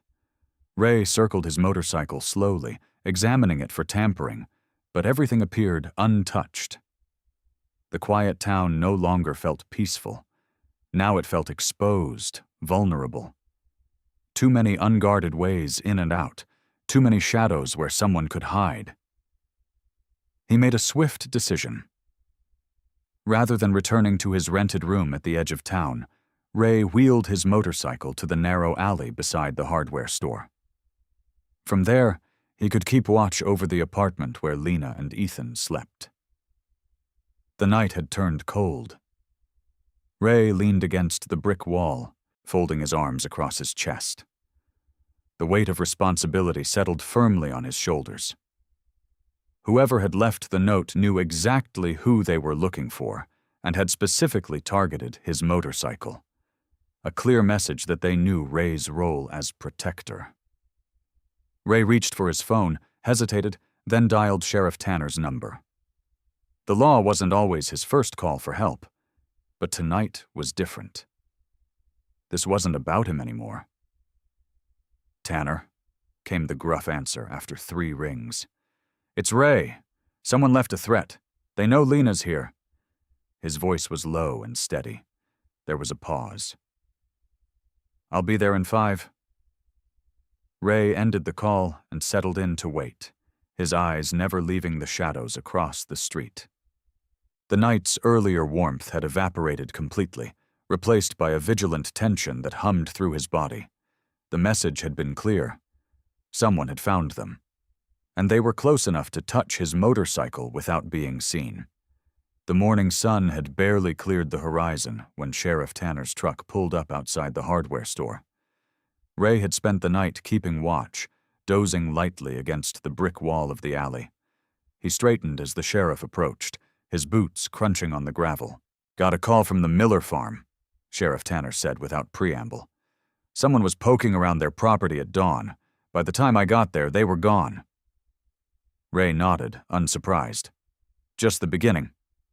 2 more reports came in. Gas station attendant spotted a dark sedan with out-of-state plates circling 3 times before sunrise. And old Mrs. Henderson swears she saw someone looking through binoculars from the ridge above town. Sheriff Tanner handed Ray a cup of coffee from the diner. "Town's talking. Word spreads fast here." Ray took the coffee, the warmth seeping through his cold fingers. The night watch had left him stiff, his muscles protesting as he stretched. "They're testing boundaries, watching patterns." The door to the hardware store opened, and Tom, the owner, stepped out, his face creased with concern. "Morning, Sheriff. Ray." He lowered his voice. "Heard about the note. My cousin works over in Cedar Falls. Says there's been a fella asking questions about a woman and child who might have come through." Ray and the sheriff exchanged glances. Cedar Falls was less than 30 miles away. "I appreciate the information, Tom," Sheriff Tanner said. "Let's keep this quiet for now. Don't want folks panicking." But by mid-morning, it was clear that quiet wasn't an option. Customers at Dale's Diner spoke in hushed tones about strange cars driving slowly down residential streets. The postal worker reported finding footprints behind the row of mailboxes outside town. Parents called the elementary school, checking that security doors were locked. Ray watched from the diner window as Lena helped Ethan build a tower of sugar packets at their table. Her face was calm for the boys' sake, but her eyes darted toward the door each time it opened. The threat had transformed Maple Ridge from a place of newfound welcome to a landscape of potential danger. "You need to take them and go," Sheriff Tanner said, sliding into the booth across from Ray. "I've got 6 deputies total in this county, Ray, most part-time. If whoever's looking means serious business." "I know." Ray's voice was flat. He'd reached the same conclusion watching the growing fear ripple through town. By early afternoon, a small group of concerned citizens had gathered at the town hall. Ray stood at the back, listening as worried voices bounced off the walls. "My kids are scared to play outside." "Who are these people? What do they want?" "It's bringing trouble to our doors." Mayor Wilson raised his hands for quiet. "Sheriff Tanner is monitoring the situation. For now, stay vigilant and report anything suspicious." As the meeting dispersed, Ray felt the weight of stares. The goodwill from last night's gathering was fading, replaced by the age-old instinct to protect one's own. He understood it all too well. Back at the diner, Ray found Lena helping Dale serve coffee. Ethan sat in a corner booth, coloring with crayons provided by a customer. "We need to talk," Ray said quietly, guiding Lena to an empty table. Her face fell as he explained. "We're putting everyone at risk by staying." Lena nodded slowly. "I was afraid of this. When can we leave?" "After dark, less eyes. I know some back roads." Ray glanced toward Ethan. "Pack only what you need, 1 bag each." Tears welled in Lena's eyes, but she blinked them back. "Where will we go?" "I've got a friend with a cabin, 3 states away. Nobody would think to look there?" Dale approached their table, concern etched across his weathered face. "Heard you're planning to leave." Ray nodded. "Best for everyone." Dale looked like he wanted to argue, but instead placed a hand on Ray's shoulder.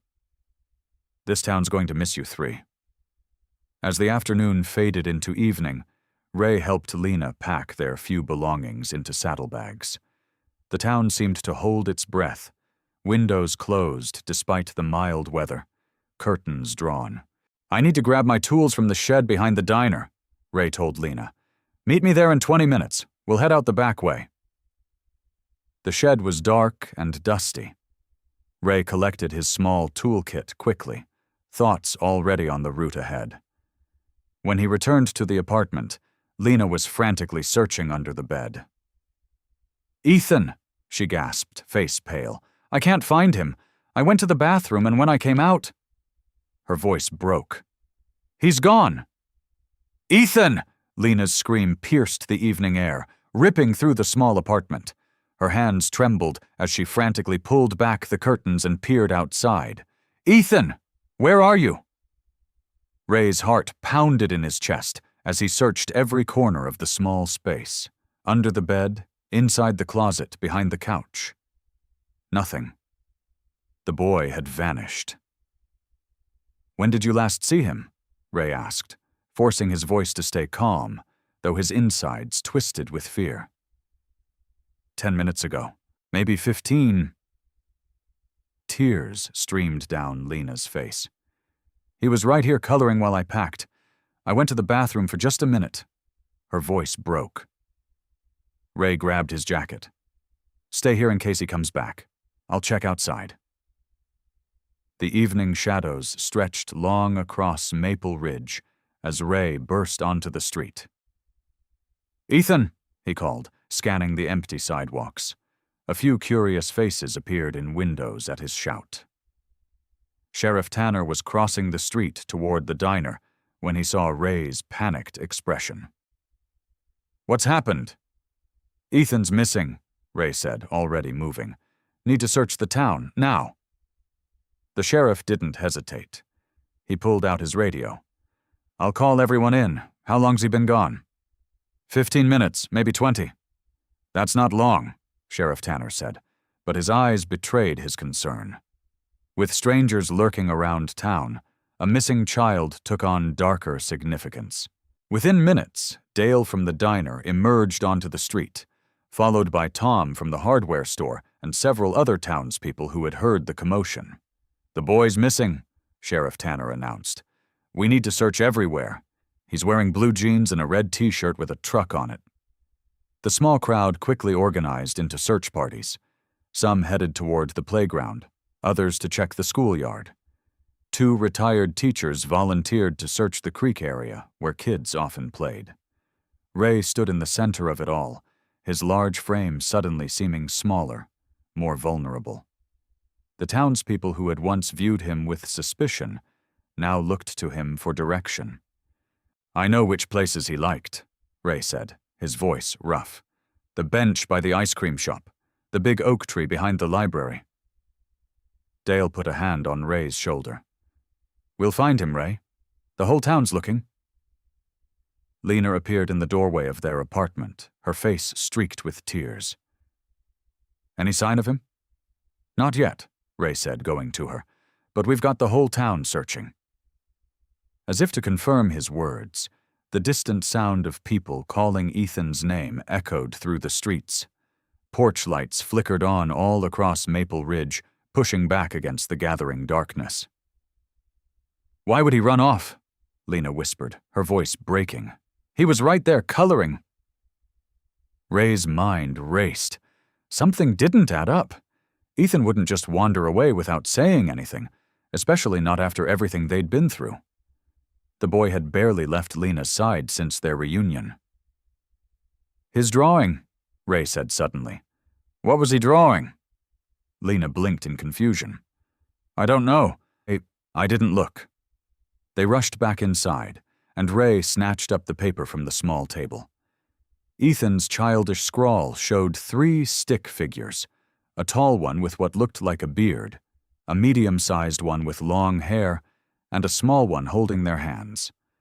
Above them, in wobbly letters, were the words, "Safe place."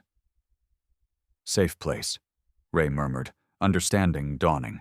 "He heard us talking about leaving, about finding somewhere safe." Lena covered her mouth with her hand. "Oh, God. He went looking for a safe place for us." Ray turned to Sheriff Tanner, who had followed them inside. "He's not running away. He's trying to help." The sheriff nodded grimly. "Kids his age take things literally. If he heard you needed a safe place, he'd try to find one," Ray finished. The realization sent Ray charging back onto the street, a new urgency in his movements. "Change of plans," he called to the gathered searchers. "He's looking for a safe place for his mom. Think, where would a 5-year-old consider safe?" The townspeople exchanged glances, minds working. "The church?" someone suggested. "The fire station?" called another. Ray's eyes swept the town, seeing it through a child's perspective. Where would Ethan feel protected? Where had they gone that felt secure to him? Standing in the middle of the street, surrounded by people who days ago would have crossed to avoid him, Ray felt the weight of responsibility settle fully on his shoulders. "I'm going to find him," he said, his voice carrying in the evening air. "I promise you that, Lena." He turned to address the gathered townspeople, his face set with determination. "I'll find Ethan no matter what it takes." Sheriff Tanner stood in the center of Main Street, his voice commanding attention as the evening sky darkened above Maple Ridge.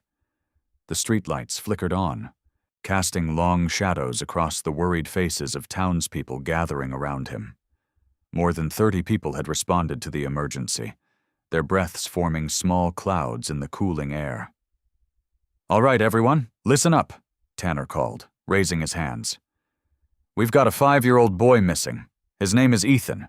He's wearing blue jeans and a red t-shirt with a truck on it." The sheriff pulled out a town map and spread it across the hood of his patrol car. "We need to be organized about this. Time is critical." Ray stood slightly apart from the crowd, his imposing figure drawing occasional glances. His fists clenched and unclenched at his sides as he scanned the darkening streets, fighting the urge to race off alone. "We'll split into 5 teams, Tanner continued, marking sections on the map with a thick marker. "Team 1 takes the north side, playground, school, and that empty lot behind the pharmacy. Team 2 covers downtown and the storefronts. Team 3 searches the creek area and the woods on the east edge. Carefully, we don't need any more missing persons. Team 4 checks the residential neighborhoods. Team 5 stays with Lena in case Ethan returns home." People began sorting themselves into groups. Mrs. Wilson from the bakery held up her cell phone. "I've already texted the church group. They're coming to help too." Tom from the hardware store stepped forward. "I brought extra flashlights. Everyone take one." Ray watched as Maple Ridge transformed before his eyes. The same people who had whispered behind his back now unified with purpose, neighbors helping neighbors without hesitation. It struck him how quickly fear and doubt could be replaced by determination when someone needed help. Sheriff Tanner caught Ray's eye. "Dalton, you probably know the boy's habits better than anyone except his mother. Which team do you want to lead?" A hush fell over the crowd. All eyes turned toward Ray, waiting for his response. This wasn't just about finding Ethan anymore. It was a moment of trust being offered publicly. Ray stepped forward, his voice steady despite the storm of emotions inside him. "I'll take downtown and the storefronts. Ethan likes the window displays, and he mentioned the big clock on the bank building yesterday." "Team 2 it is," Tanner nodded, then addressed the group. "Each team needs a leader with a cell phone and someone who knows first aid. Check in every 20 minutes, no exceptions. If anyone finds anything at all that might help, call it in immediately." Dale from the diner approached Ray, followed by 3 others, including the shopkeeper who had called the sheriff on Ray just days earlier. "We're with you," Dale said simply. Lena stood on the sidewalk, her arms wrapped around herself as if trying to hold herself together. "Please find him," she whispered as Ray passed. "I will," Ray promised, his voice leaving no room for doubt. As the teams dispersed, Ray led his group toward Main Street. He walked with purpose, his mind focused on one goal. "Ethan thinks in terms of places that made him feel happy," he explained to his team. "Let's start with the ice cream shop. He loved watching them make waffle cones." The shopkeeper, Bill was his name, fell in step beside Ray. "I've got keys to most of these stores if we need to look inside. Owners gave them to me years ago for emergencies." Ray nodded in appreciation, noting how the man who had once eyed him with suspicion now offered help without hesitation. "You really care about that boy, don't you?" Bill asked quietly as they hurried down the sidewalk. "More than I thought possible," Ray admitted. Their flashlight beams swept across storefronts, alleyways, and parked cars. Ray called Ethan's name, his deep voice carrying in the night air. Each member of his team spread out but stayed within sight, methodically checking every possible hiding place. As they worked, Ray noticed something unexpected. People from other search teams waved when they crossed paths. Store owners who had locked up for the night came back to open their doors, allowing searchers to check inside. The town librarian arrived with thermal flasks of hot coffee for the volunteers. "Never seen Maple Ridge come together like this," Dale commented, pausing to accept a steaming cup. "Not in all my years here." Ray nodded, watching as his team efficiently coordinated their efforts. The shopkeeper who had once called the sheriff on him now took direction from Ray without question. A young woman who had crossed the street to avoid Ray days earlier now reported directly to him about checking the alley behind the post office. "Ray," Sheriff Tanner called, jogging over. "Mrs. Henderson found a crayon by the park entrance. Could be nothing, but—" "That's something," Ray said, already changing direction. "Ethan had crayons with him. Let's check the park again." Without hesitation, his team followed, trusting his judgment and leadership. In those moments, searching for a lost child who had touched his heart, Ray Dalton was no longer the feared outsider. He was simply a man determined to bring a little boy home safely, and the town of Maple Ridge stood firmly behind him. Ray knelt in the soft dirt near the park entrance, studying the tiny footprint pressed into the mud. The afternoon sun cast long shadows across the playground as he traced the outline with his weathered finger. The print was small, definitely a child's, with the distinct tread pattern of the sneakers Ethan had been wearing yesterday.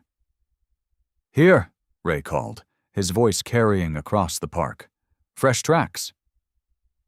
Bill the shopkeeper hurried over, followed by Dale from the diner and the two other members of their search team.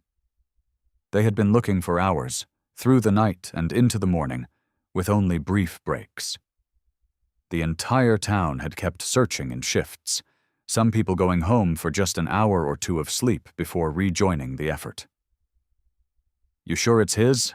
Dale asked, squinting at the impression in the dirt. Ray nodded.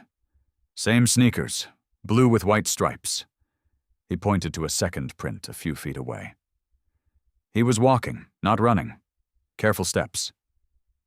Sheriff Tanner joined them, rubbing his red-rimmed eyes. Like Ray, he hadn't slept at all. "That's something, at least. What direction was he heading?" Ray stood up, scanning the ground. "This way." He pointed toward the wooded area that bordered the eastern edge of the park. "The prints lead toward those trees." As they followed the trail, Ray spotted something else. Tiny parallel lines pressed into patches of soft ground. "His truck," Ray said, kneeling again. "He was dragging it beside him. See these marks?" The small red toy truck had barely left Ethan's hands since Ray had first found him.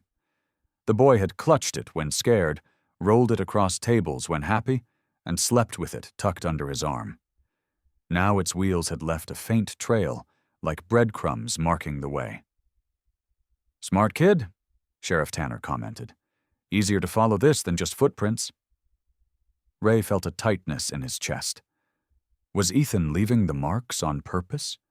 Did he somehow know people would look for him? The thought both comforted and troubled him. The trail led them to a narrow path that wound through the trees. Ray moved with purpose now, his eyes constantly scanning the ground, trees, and undergrowth. The rest of the search team spread out slightly, calling Ethan's name every few minutes. Why would he come this way? Bill wondered aloud. There's nothing out here except the old hunting cabins, and they've been empty for years. Ray paused, thinking. The cabins? Yeah, about half a mile that way. Bill pointed deeper into the woods. 3 or 4 of them. Folks used to use them during deer season, but nobody's kept them up. Something clicked in Ray's mind. Show me. They moved faster now, Ray occasionally stopping to confirm they were still following Ethan's trail. The toy truck marks appeared less frequently, but they were definitely heading toward the cabins. Did Ethan know about these places? Ray asked as they walked. Dale shook his head. Don't see how he could have. He's only been in town a few days. But his mother lived here years ago, Ray pointed out. She might have mentioned them. The first cabin came into view, a small, weathered structure with boarded windows and a sagging porch. Ray approached slowly, listening intently. Ethan? He called, his voice gentle but carrying. It's Mr. Ray. Are you here, buddy? Silence answered him. They checked the cabin thoroughly, finding nothing but dust and old furniture. The second cabin was the same, empty and undisturbed. As they approached the third cabin, Ray noticed fresh marks in the dirt near the steps. He held up his hand, signaling the others to stop. Then he saw it, a small candy wrapper that hadn't been there long enough to fade in the sun. Ethan? Ray called again, softer this time. A shuffling sound came from inside the cabin. Ray's heart pounded as he carefully climbed the creaky steps and eased the door open. The cabin was dim, sunlight filtering through cracks in the boarded windows. In the corner, partly hidden behind an old chair, was a small figure clutching a red toy truck. Mr. Ray? Ethan's voice was small and uncertain. Yeah, buddy, it's me. Ray knelt down, staying where he was, not wanting to frighten the boy. Everyone's been looking for you. Your mom is really worried. Ethan's face crumpled. I didn't mean to make her sad. I was trying to help. Help how?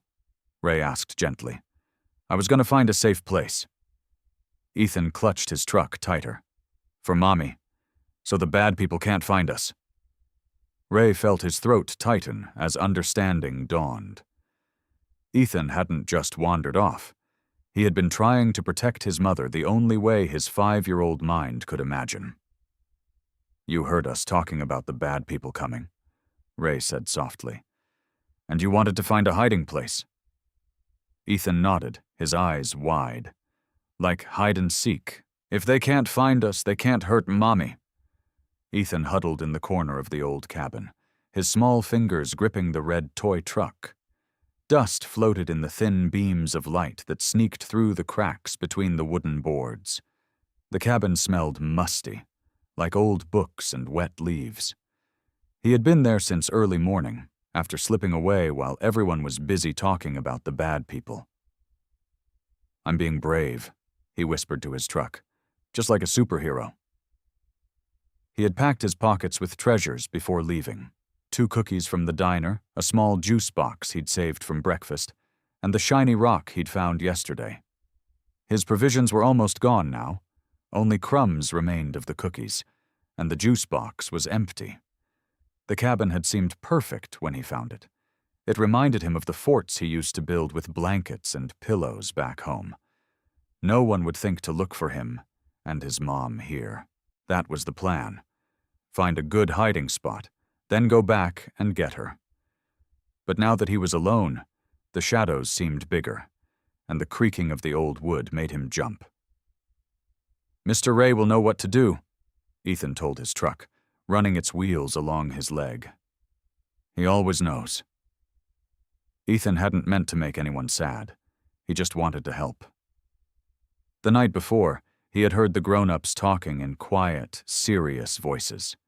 He wasn't supposed to be listening, but he had crept down the stairs when he was supposed to be sleeping.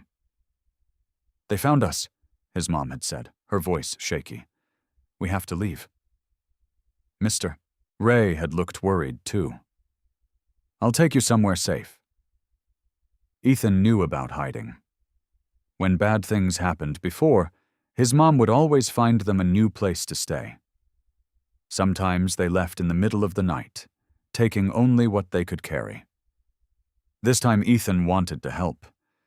He wanted to be the one to find the special hiding place. A spider crawled across the floor nearby, and Ethan pulled his knees tighter to his chest. He wasn't afraid of spiders, not really, but this one was big. He watched it disappear under an old chair. I'll show Mom and Mr. Ray, he whispered, trying to be brave. Then we can all hide here together. His tummy growled, reminding him that breakfast had been a long time ago. Maybe he should have brought more cookies, or told someone where he was going. But then it wouldn't be a surprise. The cabin had seemed closer when he started walking. He remembered how the forest path looked from when Mr. Ray had driven them through town on his motorcycle.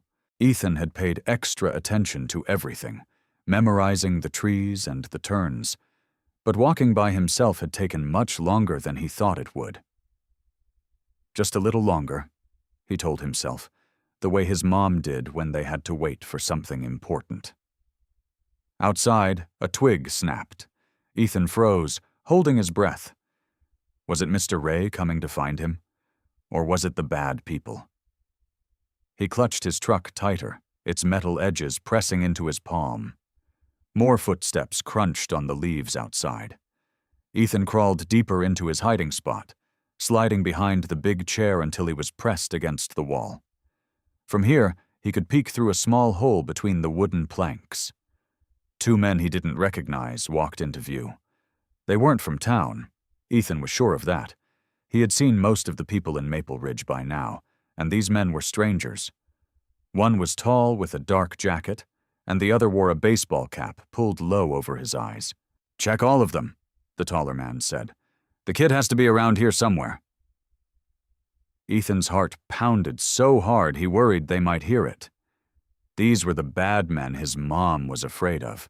They were looking for him. "Why would a kid come all the way out here?" the other man grumbled.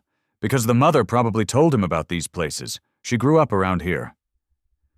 The men moved toward the first cabin, disappearing from Ethan's limited view. He heard a door creak open in the distance. Fear made his throat tight. They were checking the cabins one by one. Soon they would come to his. What would happen when they found him?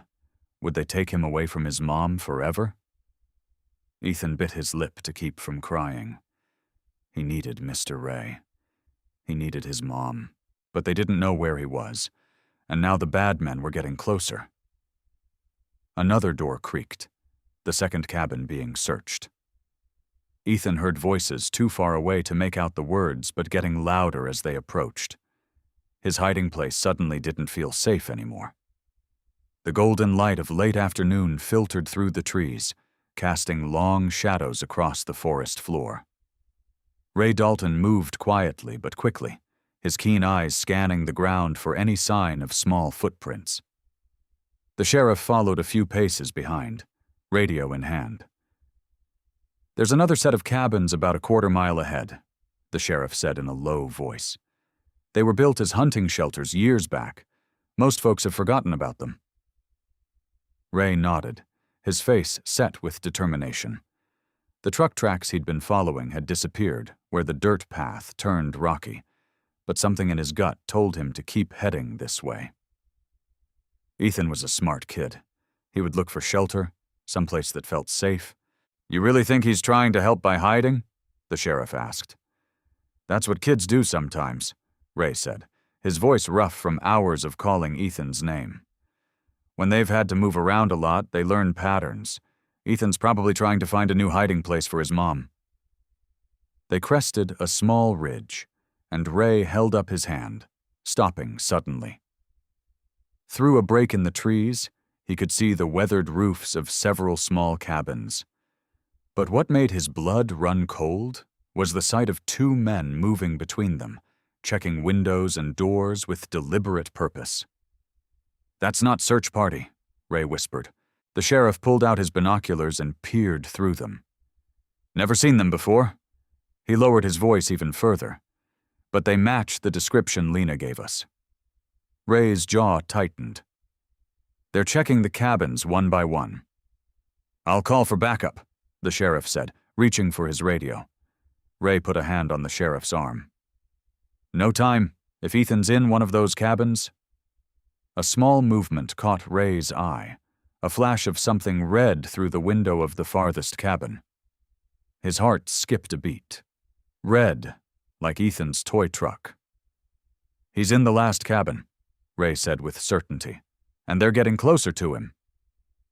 The sheriff nodded, understanding the urgency. "I've got 2 deputies about 5 minutes out. What's your plan?" Ray thought quickly. Violence wasn't the answer here. Not with Ethan potentially watching, not with everything he'd worked to build in this town on the line. Besides, these men were likely just hired muscle, not the real threat behind Lena's fear.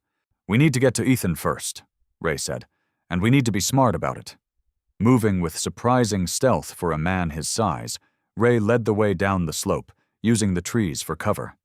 They circled wide, approaching the last cabin from behind, where a small window was partially open. Ray put his finger to his lips and knelt beside the window. "Ethan," he whispered, just loud enough to be heard inside. "It's Mr. Ray. Are you in there, buddy?" For a moment, there was silence. Then a small, trembling voice whispered back. "Mr. Ray, the bad men are looking for me." Relief washed over Ray. "I know, buddy. I'm going to get you out of here. Can you come to the window?" A shuffling sound came from inside, and then Ethan's small face appeared at the window, eyes wide with fear, and his cheeks streaked with dirt and tears. He clutched his red truck against his chest. "I was trying to help find a hiding place," Ethan said, his lower lip quivering. "I didn't mean to make everyone scared." "You're a brave kid," Ray said gently. "But now I need you to be brave in a different way. Can you climb through this window? I'll catch you." The boy nodded and started to squeeze through the narrow opening. Ray reached in and carefully pulled him out, holding him close for just a moment before setting him down. "Stay with the sheriff," Ray instructed, nodding towards the lawman. "He's going to take you somewhere safe." The sheriff took Ethan's hand. "We've got deputies arriving any minute. What are you going to do?" Ray's face was calm, but resolute. "I'm going to talk to them." "Talk?" The sheriff looked skeptical. "These aren't reasonable men, Dalton." "Every man can be reasonable when given the right motivation," Ray said quietly. "And sometimes, the most intimidating thing isn't a weapon. It's the truth coming to light." Ray stepped out from behind the cabin, just as the 2 men approached the front door. He stood tall, shoulders back, every inch the imposing figure that had first ridden into Maple Ridge. "Gentlemen," he called out, his voice carrying across the clearing, "I believe you're trespassing." The men spun around, clearly startled by his sudden appearance. "Who the hell are you?" the taller one demanded. "Just a concerned citizen," Ray replied evenly, "and you're on private property looking for someone who doesn't want to be found." The men stepped back, clearly caught off guard by Ray's direct approach. Their hands hovered near their jackets, but something in Ray's unwavering stance made them hesitate. "This isn't your business," the shorter man growled. "We're just here to collect what belongs to someone else." Ray's voice remained steady. "Nothing here belongs to anyone but these good people of Maple Ridge." Just then, the sound of vehicles approaching echoed through the trees. The men glanced nervously toward the noise. "Sounds like the rest of the town is joining us," Ray said, "along with the county sheriff's department." The sheriff stepped forward, still keeping Ethan safely behind him. "Gentlemen, I suggest you explain yourselves before my deputies arrive. This doesn't have to get complicated." The men exchanged uneasy looks. Their confidence was visibly crumbling as the situation shifted against them.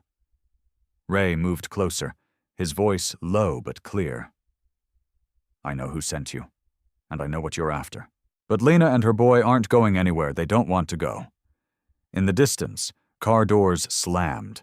Voices called out as the search party converged on the cabins. You don't understand what you're getting into, the taller man said, but his threat sounded hollow. Ray smiled slightly. Actually, I think it's you who doesn't understand.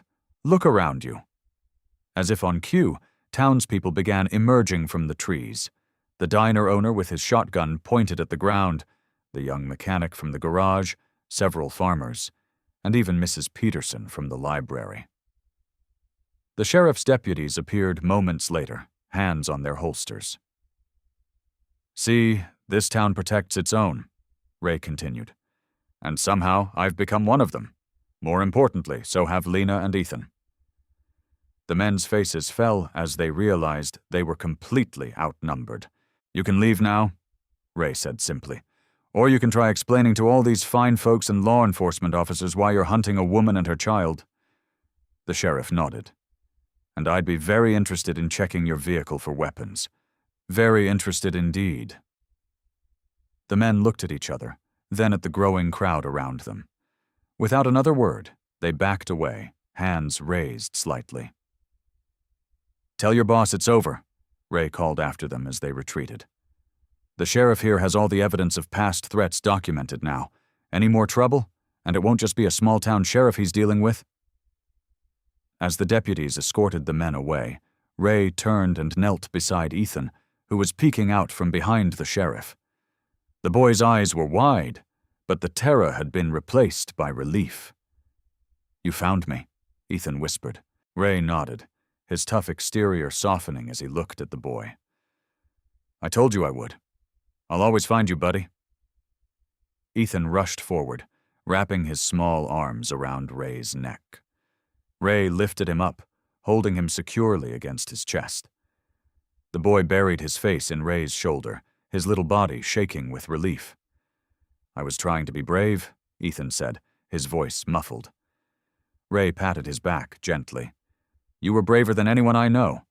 But next time, let the grown-ups handle the scary stuff, okay? Ethan nodded against his shoulder, still clutching his red truck in one hand. The crowd parted suddenly, and Lena burst through, her face streaked with tears and her hair wild from running through the forest. When she saw Ethan in Ray's arms, she let out a cry that was pure emotion. Ethan, she sobbed, rushing toward them. Ray carefully transferred the boy into his mother's waiting arms. Lena pulled her son close, her entire body trembling as she kissed his hair, his forehead, his cheeks, checking him for any harm. I'm okay, Mommy, Ethan assured her. Mr. Ray found me. He scared the bad men away. Lena looked up at Ray, gratitude and something deeper shining in her eyes. Without a word, she reached out and took Ray's hand, pulling him into their embrace. Ray stood awkwardly for a moment, then carefully wrapped his arms around both of them. The townspeople watched the scene unfold, many wiping tears from their eyes. The diner owner stepped forward, placing a hand on Ray's shoulder. Thank you, he said simply. One by one, the others approached, offering quiet words of thanks and appreciation. The sheriff nodded respectfully at Ray, a gesture that spoke volumes after their initial mistrust. As they all walked back toward town together, Ray found himself surrounded not by suspicious stares or fearful glances, but by the warm acceptance of people who now saw him as one of their own.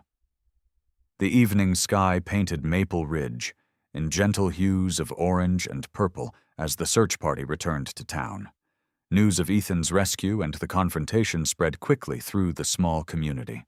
By sunset, the diner overflowed with townspeople, all gathered to celebrate the safe return of the boy and the departure of the threatening men. Ray sat quietly in a corner booth, watching as Ethan moved from table to table, proudly showing off his red truck and telling everyone how Mr. Ray had saved him. The boy's energy seemed endless despite the day's events, his resilience touching everyone who listened to his animated stories. Lena slid into the booth across from Ray, setting down 2 steaming cups of coffee. Her eyes, though still tired, held a clarity Ray hadn't seen before. "I can't thank you enough," she said, wrapping her hands around her mug. "For finding him, for standing up to those men, for everything." Ray shrugged, uncomfortable with praise. "Anyone would have done the same." "No," Lena said firmly. "They wouldn't have. Most people would have walked away the moment things got complicated." She looked around the diner at the smiling faces, the laughter, the community that had come together. "But you stayed. You protected us." The diner owner approached their table with plates of fresh pie. "On the house?" he said with a warm smile. "Least we can do?" As he walked away, Lena watched Ethan charming an elderly couple at a nearby table. Her expression softened, a weight visibly lifting from her shoulders. "I've spent years looking over my shoulder," she confessed quietly. "Every new town, every job, every friend. I always wondered if this was when they'd find us. If this was when I'd have to grab Ethan and run again." She looked directly at Ray. "But for the first time since he was born, I feel safe. I feel free." Ray nodded, understanding the significance of her words. "The sheriff told me those men won't be coming back. Their boss has bigger problems now that the authorities know what he's been up to." "It's more than that," Lena said. "It's knowing we're not alone anymore." Her voice cracked slightly. "We have people who care what happens to us, who would actually notice if we disappeared." Outside the diner windows, the town's lights began twinkling against the deepening twilight. Inside, the warmth of community surrounded them. Ethan returned to their table, climbing into the booth beside his mother, his eyelids finally growing heavy. "Are we going to stay here forever now?" he asked, leaning against Lena's side. Lena stroked his hair, looking thoughtfully at Ray. "I think we might, sweetie. I think we might have found our home." The diner owner suddenly tapped a spoon against a glass, calling for everyone's attention. The room gradually quieted as he moved to the center of the floor. "Folks," he began, "today reminded us what it means to be a community. When one of our own was in trouble, we came together." He gestured toward Ray. "And I think we all owe a special thanks to someone who, until recently, most of us wrongly judged." Ray shifted uncomfortably in his seat as faces turned toward him. The sheriff stepped forward. "I'll admit I had my doubts about you, Ray. More than doubts." He removed his hat. "I was wrong. You showed more courage and compassion than many who've lived here their whole lives." Mrs. Peterson from the library stood next. "When I saw that motorcycle pull into town weeks ago, I crossed the street to avoid you." Her cheeks flushed with embarrassment. "Now I'd cross any street to thank you for what you've done for Ethan and Lena." One by one, townspeople rose to speak, sharing how their perceptions had changed, offering thanks, extending welcomes. Ray sat motionless, overwhelmed by the unexpected recognition. Finally, the diner owner raised his coffee mug. "To Ray Dalton, who taught us all not to judge a book by its cover and reminded us what really matters in this town." "To Ray," the crowd echoed, raising their glasses. Ray looked around at the smiling faces, at Lena's tearful gratitude, at Ethan's sleepy but contented expression. Something long dormant warmed inside him, a sense of belonging he'd forgotten was possible. The morning sun streamed through the faded curtains of Ray's motel room, painting warm rectangles on the worn carpet. He sat on the edge of the bed, his few possessions already packed in the saddlebags that rested by the door. The room looked barely lived in, just as he preferred it. 20 years on the road had taught him to travel light, to leave no trace. Ray ran a hand over his face, feeling the rough stubble beneath his fingers. The events of yesterday still seemed unreal. The search for Ethan, the confrontation, and most surprising of all, the town's gratitude. He wasn't accustomed to thank yous or celebrations in his honor. The memory of raised glasses and warm smiles felt foreign, like something that had happened to someone else. A soft knock interrupted his thoughts. Ray moved to the door, opening it to find the diner owner, Martin, standing there with 2 coffee cups in hand. "Figured you might need this," Martin said, offering one of the cups. "Mind if I come in for a minute?" Ray stepped aside, accepting the coffee with a nod. The rich aroma filled the small room as Martin settled into the room's only chair. "Heading out today?" Martin asked, glancing at the packed bags. Ray took a slow sip before answering. "Figured it's time. Job's done." Martin studied him carefully. "Is that what this was to you? A job?" The question hung in the air, unanswered. Ray moved to the window, looking out at the quiet main street of Maple Ridge. Early morning shopkeepers were sweeping sidewalks, setting up displays, greeting each other with friendly waves. "Town council had an emergency meeting last night," Martin continued. "After you left the diner, they asked me to come see you this morning." Ray turned, his expression questioning. "We'd like you to stay," Martin said simply. "Not just for a few more days. To live here, be part of Maple Ridge." Ray's hand tightened around the coffee cup. "People don't usually want my kind sticking around." Martin laughed softly. "Your kind? You mean decent men who risk their lives to help strangers? Who reunite families? Who show more character than most folks ever will?" He set his coffee down. "Seems to me that's exactly the kind of person a town should want." Before Ray could respond, another knock sounded. When he opened the door, Sheriff Williams stood there, hat in hand. "Morning, Ray," the sheriff said, stepping inside. "Looks like Martin's already started the conversation." Ray nodded, uncomfortable with the attention. "I've got a proposition for you," the sheriff continued. "My deputy's retiring next month. Position's going to be open. Man with your instincts, your ability to stay calm in a crisis. Town could use someone like you." Ray looked between the 2 men, disbelief evident on his face. "You're offering me a deputy job? You know my background?" Sheriff Williams nodded. "I ran your name. Know about your record from years back. Also know you've been clean for over a decade." He paused. "Past doesn't define a man. His choices now do." Ray turned back to the window, needing a moment to process. Outside, he spotted Lena and Ethan walking hand in hand toward the diner. Ethan was skipping, his red truck clutched tightly in his free hand. The boy stopped suddenly, pointing toward Ray's motel. Lena looked up, met Ray's eyes through the window, and waved. "There's more," Martin added. "Old Peterson Place at the edge of town's been empty for years. Owner's willing to rent it cheap if you're interested. Has a workshop out back that might interest you, given how good you are with that motorcycle." Ray felt something unfamiliar rising in his chest. Hope, perhaps. Or possibility. "Why?" he asked finally, turning to face them. "Why would you do this?" Sheriff Williams stepped forward. "Because everyone deserves a second chance, and because this town needs good men." He extended his hand. "What do you say, Ray? Ready to trade the road for a home?"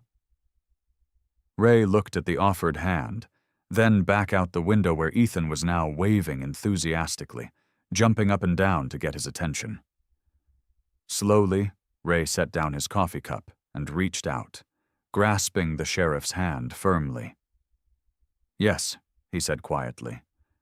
"I think I am." I hope you like this story. Please share what's your favorite part of the story and where in the world you are watching from. Have a wonderful day.